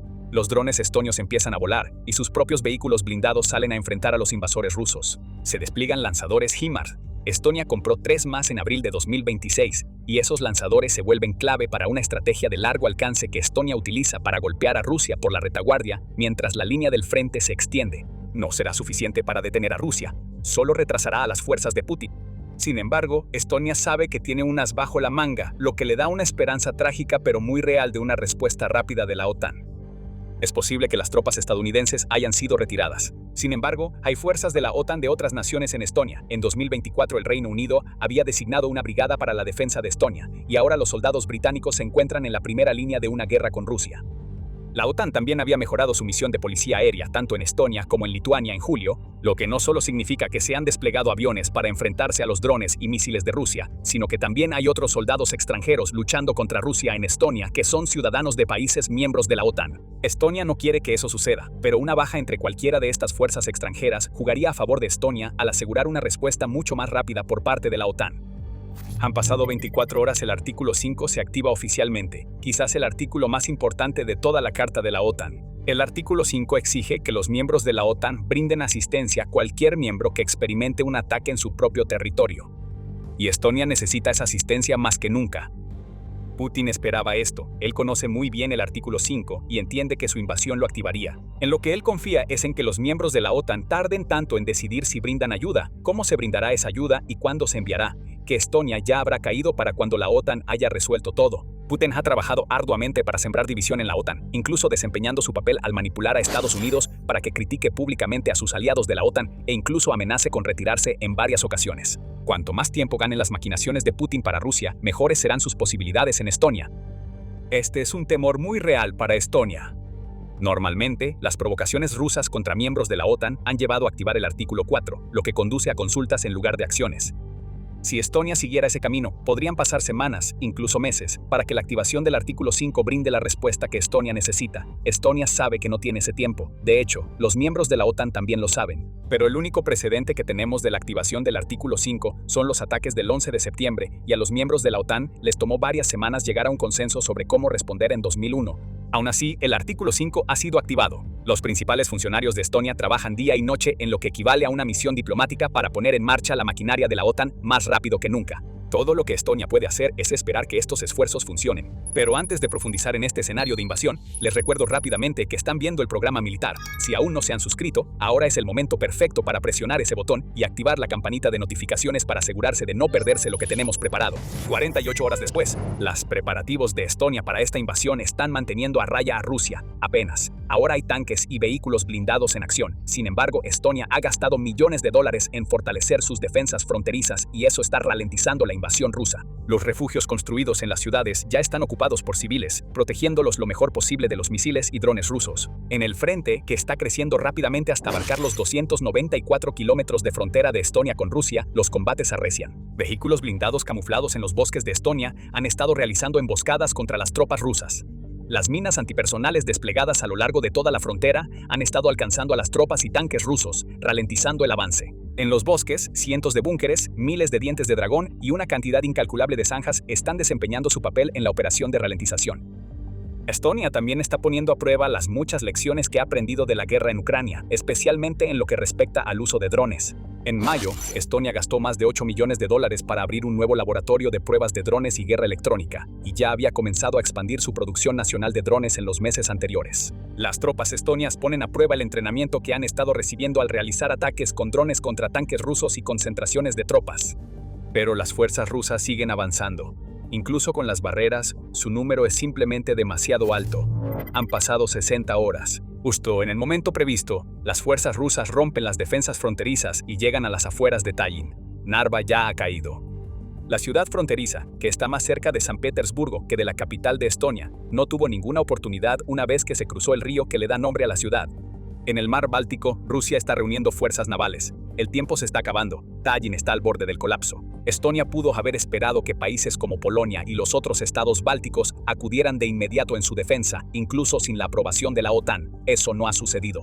Ambos están cautelosos por la acumulación de barcos rusos en el mar Báltico y también tienen que preocuparse por el enclave de Kaliningrado. Están listos para luchar, pero necesitan que el resto de la OTAN se involucre en la batalla. Han pasado 72 horas, las discusiones son intensas mientras los miembros de la OTAN observan cómo una parte clave de su flanco oriental contra Rusia está a punto de ser invadida. Hay que tomar una decisión. Putin confía en que la OTAN será demasiado lenta para responder al llamado. 72 horas ya son devastadoras para Estonia, ya que se está perdiendo terreno en Tallin cada hora. La OTAN no se deja intimidar por el farol de Putin. No habrá una condena enérgica ni un llamado inútil para que Putin detenga lo que está haciendo. Lo que está sucediendo en Estonia es una amenaza existencial para toda Europa, y los miembros europeos de la OTAN lo saben. Putin no se detendrá en Estonia. Atacará a los otros estados bálticos después, y luego quizás siga con Polonia. El artículo 5 fue activado. Ahora está aprobado. Estonia aún no está lista para respirar aliviada. Sabe que puede luchar junto a sus aliados de la OTAN muy bien. En la primavera, Estonia participó en un ejercicio militar masivo que incluyó a 12.000 soldados entre el 4 de mayo y el 1 de junio, y ese ejercicio también involucró a representantes ucranianos que compartieron lecciones aprendidas de la guerra en Ucrania. Sin embargo, Estonia también sabe que el compromiso de la OTAN de activar el artículo 5 es solo el primer paso. Las tropas tienen que movilizarse, se deben hacer planes, podrían pasar semanas antes de que se vea una respuesta completa de la OTAN. Pero Estonia tiene algún motivo para alegrarse. El mar Báltico, que a veces se conoce como el mar estratégico de la OTAN, está rodeado por 8 estados miembros de la OTAN, incluida Estonia. Los otros estados bálticos, Polonia y los países nórdicos como Finlandia, Suecia y Noruega pueden responder más rápido al llamado de la OTAN que la mayoría de los otros miembros europeos de la OTAN. Trágicamente, algunos soldados del Reino Unido también han perdido la vida en la defensa de Estonia. Eso ha provocado una respuesta del Reino Unido, que ha enviado buques de guerra y submarinos al mar Báltico. La isla sueca de Gotland y Bornholm, de Dinamarca, rápidamente se convierten en cuellos de botella estratégicos que ralentizan a los buques de guerra rusos y les impiden concentrar su poder de fuego en la costa de Estonia. Las fuerzas polacas comienzan a avanzar hacia la región del Báltico. Kaliningrado, por peligroso que fuera, es neutralizado rápidamente. Una tormenta de fuego desatada por el poder aéreo del flanco oriental de la OTAN arrasa la mayoría de las bases rusas en Kaliningrado, además de destruir muchos de los centros de guerra electrónica en el enclave que podrían causar problemas en el mar Báltico. Kaliningrado no es inútil. Cualquier sitio de lanzamiento de misiles que la OTAN no destruya comienza a disparar, aunque cada lanzamiento revela una ubicación y es seguido por un ataque aéreo. La OTAN ya está en marcha. Estonia continúa luchando. Han pasado 2 semanas. La mayor parte de Estonia está ocupada por Rusia, pero con las otras naciones bálticas y Polonia en la lucha, así como las naciones nórdicas, las retiradas estonias han sido tácticas. Y ahora hay un frente claro con miles de tropas en ambos lados, lo que ha ralentizado el avance ruso hasta casi detenerlo. Cada día llegan más fuerzas de la OTAN a la región báltica. A medida que se resuelven los problemas logísticos, comienza a fluir un suministro constante de armas hacia la región báltica. Polonia se está destacando como un líder. Sus fuerzas ya han entrado y tomado Kaliningrado tras la oleada de ataques aéreos. El hecho de ser el país que más gasta en la OTAN en proporción a su PIB está dando frutos, ya que los tanques, vehículos blindados y aviones modernos polacos ayudan a Estonia a empezar a hacer retroceder a las fuerzas rusas.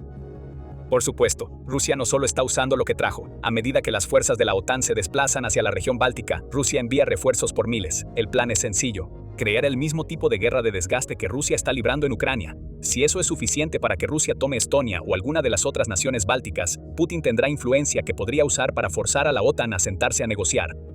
Las fuerzas de Estonia tienen otro problema con el que lidiar. Alrededor de una cuarta parte de la población de Estonia está compuesta por rusos étnicos, y algunas de esas personas están luchando contra Estonia desde dentro. Saboteadores y grupos de hackers están debilitando las defensas de Estonia e intentando paralizar sus estructuras sociales.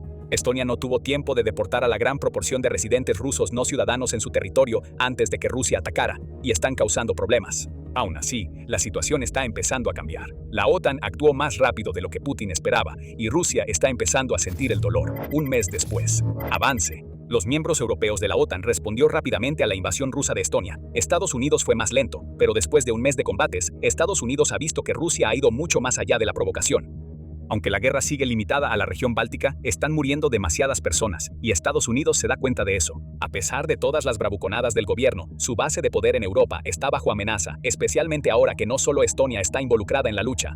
Estados Unidos empieza a enviar tropas. Tomará tiempo para que lleguen, pero vienen en camino. Se ha enviado una señal a Putin de que cualquier prueba que intentaba realizar ha fracasado. Si toda la OTAN se enfrenta a Rusia, la OTAN tiene la ventaja en todos los aspectos. Casi 3 veces la cantidad de soldados activos y más aviones, tanques, vehículos blindados, barcos y artillería pueden ser llevados al combate. Putin sigue presionando. Pero tiene otro problema que al final será la perdición de Rusia. 2 meses después. El cálculo de Putin para la invasión de Estonia se basaba en una respuesta lenta de la OTAN y en una rápida toma de Estonia. Ninguna de las dos cosas funcionó. Y ahora, su problema es que fue tan arrogante al creer que podía tomar Estonia antes de que la OTAN respondiera, que no esperó a que terminara la guerra en Ucrania.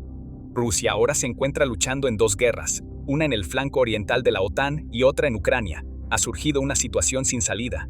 Si Putin retira tropas de Ucrania para luchar en la región de Estonia, Ucrania puede recuperar territorio, y viceversa. La OTAN empuja a las fuerzas rusas aún más atrás. Y mientras tanto, las líneas logísticas de la OTAN mantienen el flujo de soldados y equipo hacia el frente oriental. Ambos bandos están lanzando misiles entre sí. La superioridad aérea de la OTAN significa que las instalaciones militares de Rusia están siendo destruidas con misiles y bombas. Pero con Estados Unidos involucrado, Putin sabe que no puede recurrir a las armas nucleares, no sin una respuesta, igual que convertiría esta guerra en el fin del mundo. Y además, él no quería pelear contra toda la OTAN, quería tomar Estonia y quizá las otras naciones bálticas, y luego forzar a los miembros restantes de la OTAN a negociar. Rusia se ha sobreextendido. Putin debió haber escuchado al exdirector del Servicio de Inteligencia Exterior de Estonia, Rainer Sachs, cuando dijo que Rusia carece de la capacidad para expandir su guerra hacia el oeste y que es vulnerable a ataques aéreos. Después de que Ucrania ha hecho un trabajo tan impresionante al eliminar tantas de las defensas aéreas de Rusia, ahora Putin está viendo cómo se cumplen esas palabras. Dividir su ejército también es un problema. Muchos de los soldados que está enviando a luchar contra la OTAN son reservistas mal entrenados que se están preparando para ser enviados a la picadora de carne de Ucrania. No están listos para enfrentarse a una fuerza combinada de la OTAN que ha estado entrenando para este tipo de guerra. Las fuerzas de la OTAN también están cooperando con Ucrania de manera más directa que nunca, y eso aumenta la posibilidad de que la OTAN envíe soldados a Ucrania para luchar contra Rusia. No se suponía que fuera así. Estonia debería haber caído rápidamente, pero no cayó, y ahora Putin, en su desesperación, tiene que tomar la decisión de retirarse. puso a prueba a la OTAN y obtuvo mucho más de lo que esperaba. Lo que hemos presentado aquí es uno de los muchos escenarios posibles que podrían ocurrir si Rusia invade Estonia, y este probablemente sea el mejor de los casos. Mucho depende de la respuesta de la OTAN, la rapidez, la fuerza, qué tanto se involucre Estados Unidos y cómo se establezcan los canales logísticos. El momento de la invasión también es un factor. Hemos asumido que la guerra en Ucrania sigue en curso mientras Rusia invade, pero Putin podría esperar hasta que esa guerra termine, suponiendo que termine en un plazo que le permita llevar a cabo una invasión a Estonia. También hemos hecho otra suposición, que Rusia siquiera sería capaz de invadir Estonia con una fuerza lo suficientemente grande en primer lugar. Eso no es un hecho, especialmente porque la guerra en Ucrania ya le ha causado tantos problemas a Rusia. Como lo han demostrado claramente las guerras en Ucrania y el Golfo Pérsico, la guerra moderna se libra cada vez más a larga distancia.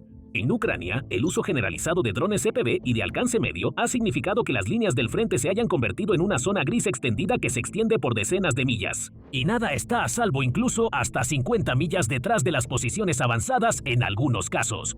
Mientras tanto, en el Golfo Pérsico, la guerra se está llevando a cabo en gran medida desde distancias aún mayores. Drones de largo alcance y misiles de ataque a distancia cruzan los cielos, atacando objetivos a cientos de millas de distancia. Aeronaves y drones de alerta temprana y control aerotransportado, o EWNC, rodean la zona, proporcionando los datos cruciales para la selección de objetivos y la coordinación de estos ataques. A medida que los sistemas de detección y negación aérea para enfrentar estas amenazas se vuelven cada vez más sofisticados, el armamento ofensivo necesita ser efectivo a distancias cada vez mayores. Y ahora Estados Unidos está a punto de introducir un nuevo misil lanzado desde el aire que extiende el alcance del ejército estadounidense mucho más allá de cualquier lugar al que haya llegado antes. El arma de largo alcance de la Fuerza Aérea, o AFLRAAM. El programa tiene como objetivo desplegar variantes de próxima generación aire-aire y aire-superficie con un alcance mínimo de 1000 millas náuticas. Esto es lo que sabemos hasta ahora y cómo podría proporcionar una ventaja decisiva, especialmente en la zona del Indo-Pacífico. Como se mencionó, 1000 millas náuticas es un alcance considerablemente mayor que cualquier cosa que Estados Unidos tenga actualmente en servicio en cuanto a misiles lanzados desde el aire.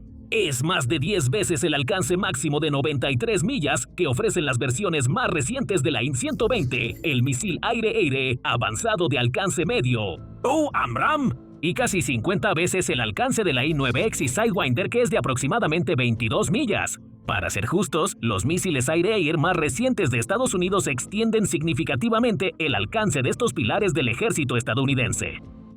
El nuevo misil táctico avanzado conjunto, el AIM-260 JTM, ofrece un alcance máximo de al menos 120 millas, y el misil aire-aire de mayor alcance de la Marina, el AIM-174B, tiene un alcance, aún clasificado, estimado en más de 200 millas, pero el AFLRAAM busca aumentar esas distancias de 5 a 10 veces. En cuanto a misiles aire-superficie, el arsenal actual de Estados Unidos tiene un alcance significativamente mayor que el de sus misiles aire-aire. El misil antirradiación AKM-88 HARMS solo tiene un alcance de aproximadamente 93 millas, y el misil de crucero de ataque a distancia HM-84 Slammer tiene un alcance medio de aproximadamente 168 millas. Pero el misil de crucero de largo alcance AKM-158 BJSM-MER tiene un alcance de aproximadamente 620 millas.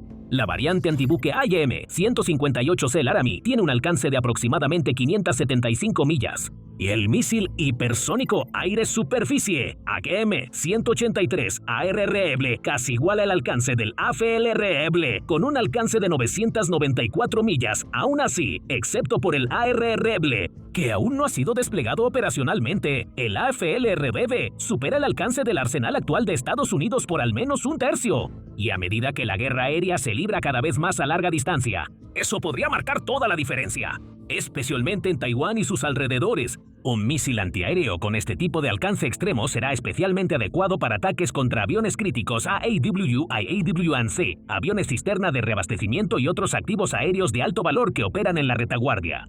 Hasta ahora, estos activos han estado operando más o menos con impunidad, seguros detrás de capas de defensas de negación aérea que están muy fuera del alcance de los misiles aire-aire estadounidenses actuales. Pero ya no. La Fuerza Aérea de Estados Unidos ha programado una jornada de la industria sobre el AFLRAA a finales de agosto en la base aérea de Gaglen, en Florida, para poner en marcha el proyecto. El evento tiene una clasificación secreta y busca involucrar a contratistas de la industria de defensa con la intención de que la AFLRW se construya lo antes posible. EFL-CMC, el Centro de Gestión del Ciclo de Vida de la Fuerza Aérea, está buscando la próxima generación de variantes de armas de largo alcance lanzadas desde el aire que amplíen la capacidad de Estados Unidos para atacar objetivos prioritarios en el aire, tierra y mar a gran distancia y con rapidez, según indica el aviso del evento. La intención es construir dos variantes, un misil aire-aire o AAA y un misil aire-superficie o AS, con el enfoque inicial en la variante AAA. Según el aviso, ambas variantes AFLRB tendrán un alcance mínimo de 1000 millas náuticas y serán capaces de atacar sus respectivos objetivos AEA y objetivos AES en los entornos de los escenarios de planificación de defensa 2.1 y 7.1 de manera rápida. El aviso también enfatiza la necesidad de componentes modulares y sistemas de arquitectura abierta, así como encontrar a un integrador principal para combinar los diversos elementos en un misil completo o en un sistema totalmente ensamblado. Ahora, no es la primera vez que Estados Unidos ha contemplado misiles lanzados desde el aire con un alcance extendido, aunque el alcance del AFLRW es aproximadamente 3 veces mayor que cualquier cosa que se sepa que Estados Unidos haya considerado antes. La Fuerza Aérea casi adoptó un misil de alta velocidad y largo alcance diseñado para atacar tanto objetivos aéreos como de superficie durante la Guerra Fría.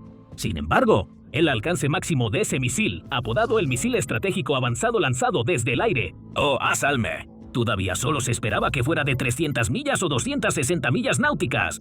En la era posterior a la Guerra Fría, Estados Unidos también había experimentado con otras variantes de misiles lanzados desde el aire de largo alcance, como el misil conjunto de doble función para dominio aéreo, o JDR-JDADM. Este concepto, liderado por la Marina, que surgió entre 2008 y 2010, tenía la intención de reemplazar tanto el AIM-120 como el AIM-9. Sin embargo, se enfocaba en el rendimiento cinemático y la maniobrabilidad en lugar de un alcance extremo de ataque a distancia, con capacidades proyectadas probablemente limitadas aproximadamente entre 54 y 81 millas náuticas. En la década de 2010, el JDR-ADM evolucionó en el ahora extinto Programa de Misil de Nueva Generación o NGM, que tenía como objetivo un alcance de aproximadamente 86 a 108 millas náuticas. Más recientemente, el Arma de Combate de Largo Alcance, o LRU, fue el precursor directo de la AIM-260 KTM y potencialmente de la AIM-174B. Su objetivo de diseño era alcanzar un alcance de aproximadamente 108 a 200 millas náuticas. Anteriormente, en 2026, la Marina sí lanzó su propia convocatoria para un misil antirradiación de largo alcance capaz de atacar objetivos aéreos y de superficie, llamado el Misil Avanzado de Supresión de Emisiones, o ASM. Sin embargo, la Marina no ha especificado cuál sería el alcance deseado para esta arma.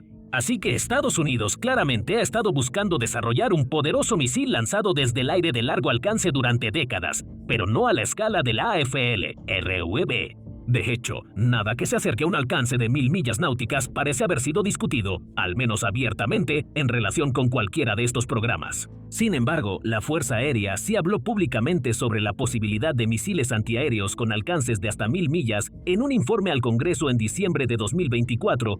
Las armas antiaéreas con alcances de más de 1000 millas y respaldadas por sensores basados en el espacio pondrán en riesgo a aeronaves como los aviones cisterna, que tradicionalmente han operado con impunidad, según dijo el informe de la Fuerza Aérea de 2024, pero eso se visualizaba como parte de un ecosistema de amenazas proyectado que la Marina veía formándose para el año 2050. Por lo que parece, la intención ahora es poner el AFRWD en servicio dentro de los próximos años. Entonces, ¿por qué la urgencia creciente? Es la misma respuesta ante las crecientes capacidades de los adversarios de Estados Unidos, y en particular, uno que ha estado invirtiendo enormes cantidades de esfuerzo y dinero en AEW&C y defensas aéreas de largo alcance. China. China ha expandido su flota de AEW y AEW&C y sus capacidades de negación aérea de largo alcance a un grado alarmante en los últimos años, pasando de ser una fuerza regional limitada a una capaz de proyectar poder profundamente en el Pacífico Occidental. Lo que preocupa especialmente es que el Ejército Popular de Liberación, o EPL, ha incrementado su capacidad de AEW y AEW&C entre 6 y 8 veces en la última década.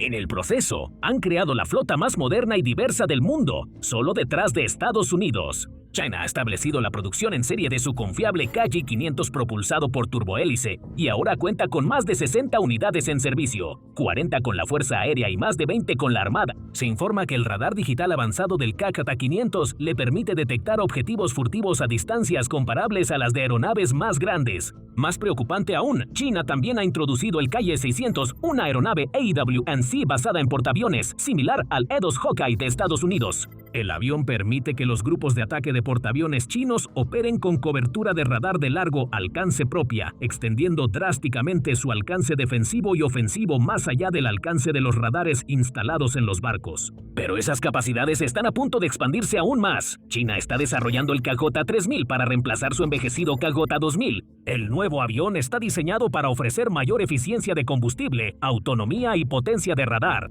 Además, el WJ-9 de gran altitud y el avanzado KJ-700 están siendo desplegados para detectar aeronaves de baja observabilidad y gestionar espacios de batalla complejos. Además, nuevos aviones de misión especial como el GI-9DZ y el GI-9LY combinan funciones de alerta temprana y control aerotransportado con potentes capacidades de ataque electrónico y recopilación de inteligencia. Estas aeronaves sofisticadas permitirían a China detectar, interferir y geolocalizar simultáneamente a los adversarios y sus emisiones en una sola misión. Estos desarrollos han reducido en gran medida la enorme ventaja que tenía Estados Unidos en vigilancia e inteligencia de campo de batalla. Pero China también ha estado desarrollando armas ofensivas y defensivas de largo alcance para combatir amenazas a distancias cada vez más grandes. Y ya están desplegando misiles lanzados desde el aire de largo alcance que pueden igualar o superar al AFLRUI. El Chang'an 20 o CJ-20 es un misil de crucero lanzado desde el aire que es transportado por el bombardero H-6K y tiene un alcance estimado de alrededor de 930 a 1240 millas. Esto coincide directamente con el límite inferior del requisito AFLRBB, dándole al H-6K la capacidad de atacar objetivos distantes después de volar bien adentro del Pacífico. China también ya cuenta con una variante lanzada desde el aire de su misil balístico hipersónico antibuque IJ-21, adaptado para su uso con el bombardero H-6K.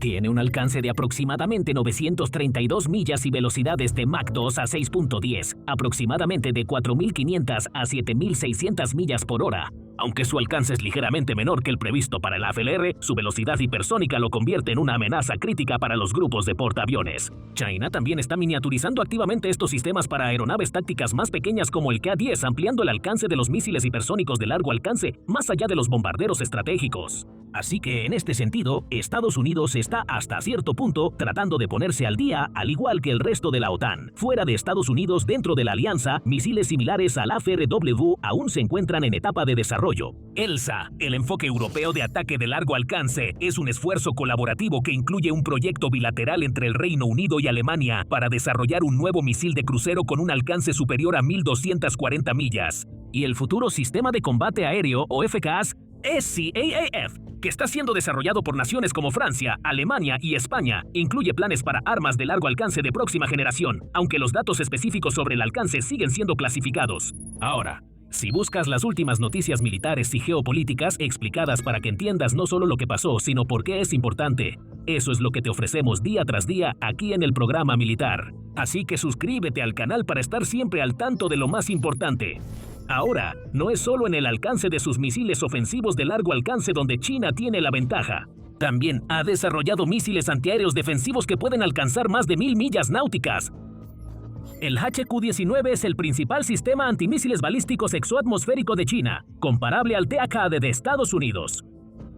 Tiene un alcance de intercepción confirmado de alrededor de 1620 millas náuticas, aunque es principalmente un sistema ABM. Su radar y desempeño cinemático también contribuyen significativamente a la negación aérea contra amenazas de gran altitud como aviones AWACS estadounidenses, cazas, bombarderos y misiles entrantes. Pero está claro que hay miembros de la élite del EPL que ven la necesidad de un misil equivalente a la FLRW, algo diseñado específicamente para atacar activos de alto valor como aviones AEW, AEW&C y bombarderos. Investigadores chinos han propuesto públicamente un nuevo misil hipersónico superficie-aire con un alcance de aproximadamente 1080 millas náuticas, y TIFES cambia la ecuación para Estados Unidos.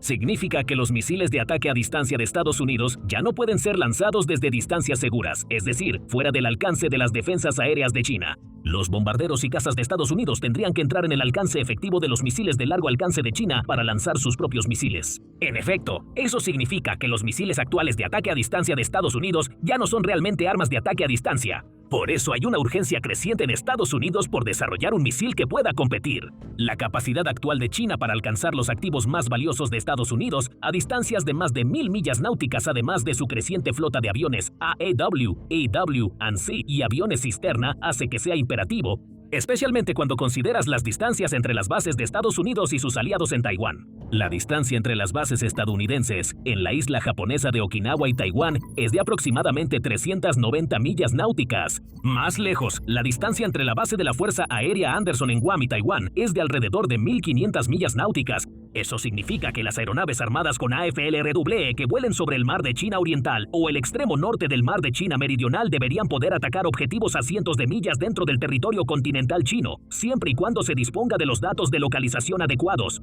AFLRW también le daría a la Fuerza Aérea una forma de derribar en vuelo aeronaves AEW y AW&C, aviones cisterna y bombarderos, otras aeronaves de vigilancia y reconocimiento y potencialmente incluso aviones tácticos desprevenidos. Además, los misiles podrán hacerlo sin necesariamente alertarlos de que siquiera están siendo tomados como blanco, al menos hasta que sea demasiado tarde para escapar. Atacar objetivos desde distancias tan grandes también reduce en gran medida la necesidad de proyectar poder aéreo táctico y aeronaves de apoyo muy al frente y en zonas peligrosas, especialmente durante las primeras etapas de un conflicto. Al eliminar aeronaves vitales que sirven como multiplicadores de fuerza con misiles de largo alcance, la supervivencia de los paquetes tradicionales de combate aéreo se vería enormemente mejorada. Los misiles AFLRW también le darían a las aeronaves de la Fuerza Aérea de Estados Unidos otra ventaja potencialmente decisiva: mayor flexibilidad para atacar objetivos más cerca del frente táctico, pero lejos de sus trayectorias de vuelo actuales. En el Pacífico, las zonas de combate activo en el aire o en la superficie podrían estar dispersas fácilmente por miles de millas cuadradas.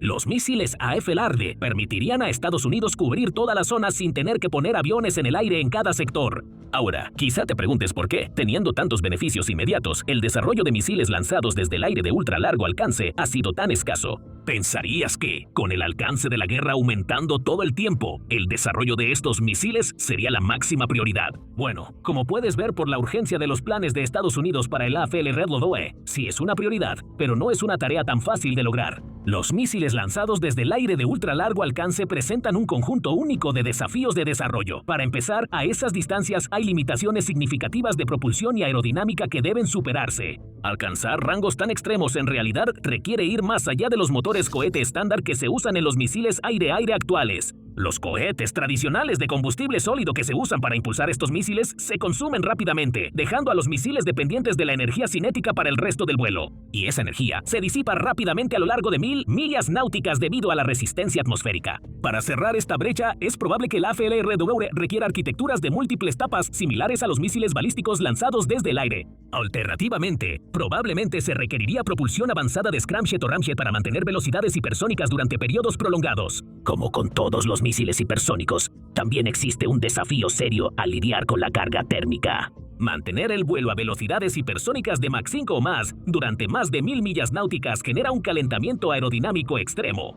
Para evitar fallas estructurales y proteger la electrónica interna crítica, se requieren materiales refractarios avanzados y sistemas de enfriamiento activo, lo que aumenta significativamente el costo y la complejidad de producción. Recorrer esa distancia también requiere grandes cantidades de combustible, lo que hace que el misil sea bastante grande y particularmente pesado. Esto probablemente limitará los tipos de aeronaves que realmente pueden transportar el AFLRW. Probablemente solo podrá ser lanzado desde bombarderos estratégicos como el B-21 Raider o el B-52. Es probable que el arma simplemente sea demasiado grande para las bodegas internas y demasiado pesada para los pilones externos en aviones de combate más pequeños, sin sacrificar alcance o maniobrabilidad.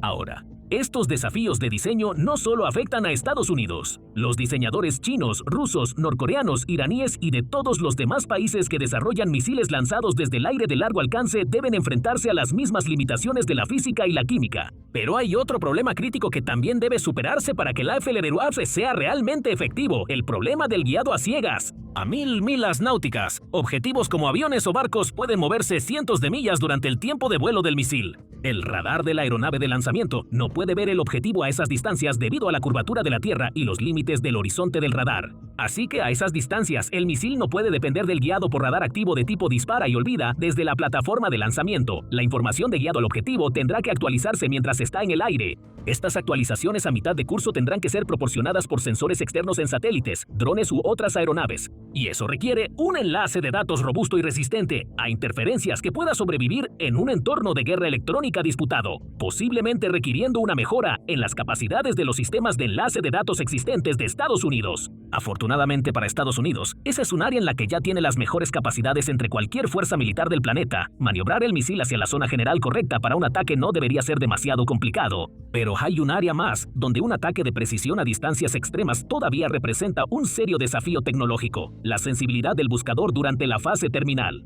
Cuando el misil llega a la zona objetivo, su buscador a bordo debe identificar un objetivo específico entre el ruido de fondo y las contramedidas, y hacerlo de manera autónoma y sin ayuda externa. Por lo tanto, el AFLR Avril necesita buscadores con la sensibilidad y la capacidad de procesamiento para distinguir objetivos de alto valor como aviones cisterna o wax de señuelos. Y eso es mucho más fácil decirlo que hacerlo. De hecho, lo que estos desafíos revelan sobre el AFLR Avril es que realmente no puede considerarse un arma independiente. Depende completamente de un sistema que muchos creen que será el núcleo de la guerra futura: una kill web altamente interconectada. Esta kill web reúne sensores terciarios y otros elementos de apoyo a través de vastas capas de redes. Está distribuida en los dominios aéreo, terrestre, marítimo, espacial e incluso cibernético, e incorpora recursos de todas las ramas de las Fuerzas Armadas de Estados Unidos, no solo de la Fuerza Aérea. Para que la AFLR tenga éxito en el combate, se requiere la fusión en tiempo real de datos de esta red para rastrear objetivos en movimiento a través de los vastos teatros del Pacífico o Europa.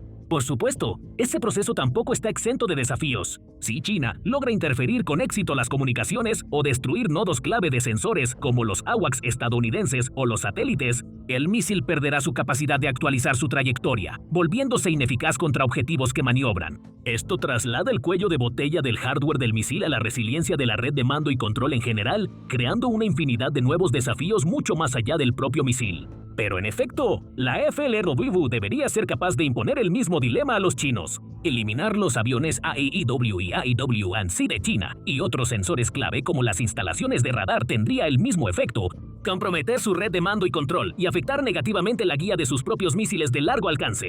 Y eso puede marcar toda la diferencia en un conflicto en el Indo-Pacífico. Todo apunta hacia un futuro donde la distancia al objetivo se vuelve una variable cada vez más marginal, donde los ataques de cada vez mayor alcance y alta precisión se convierten en la norma. O, de manera relevante, tal vez apunta a una nueva era de guerra centrada en redes donde la kill web es realmente la que manda. Por supuesto, los mantendremos informados a medida que surjan nuevos detalles sobre la AFLR, así que asegúrense de suscribirse al canal para que sean los primeros en enterarse. Mientras tanto, chequen este video sobre otro misil lanzado desde el aire por Estados Unidos que podría cambiar el combate aéreo para siempre.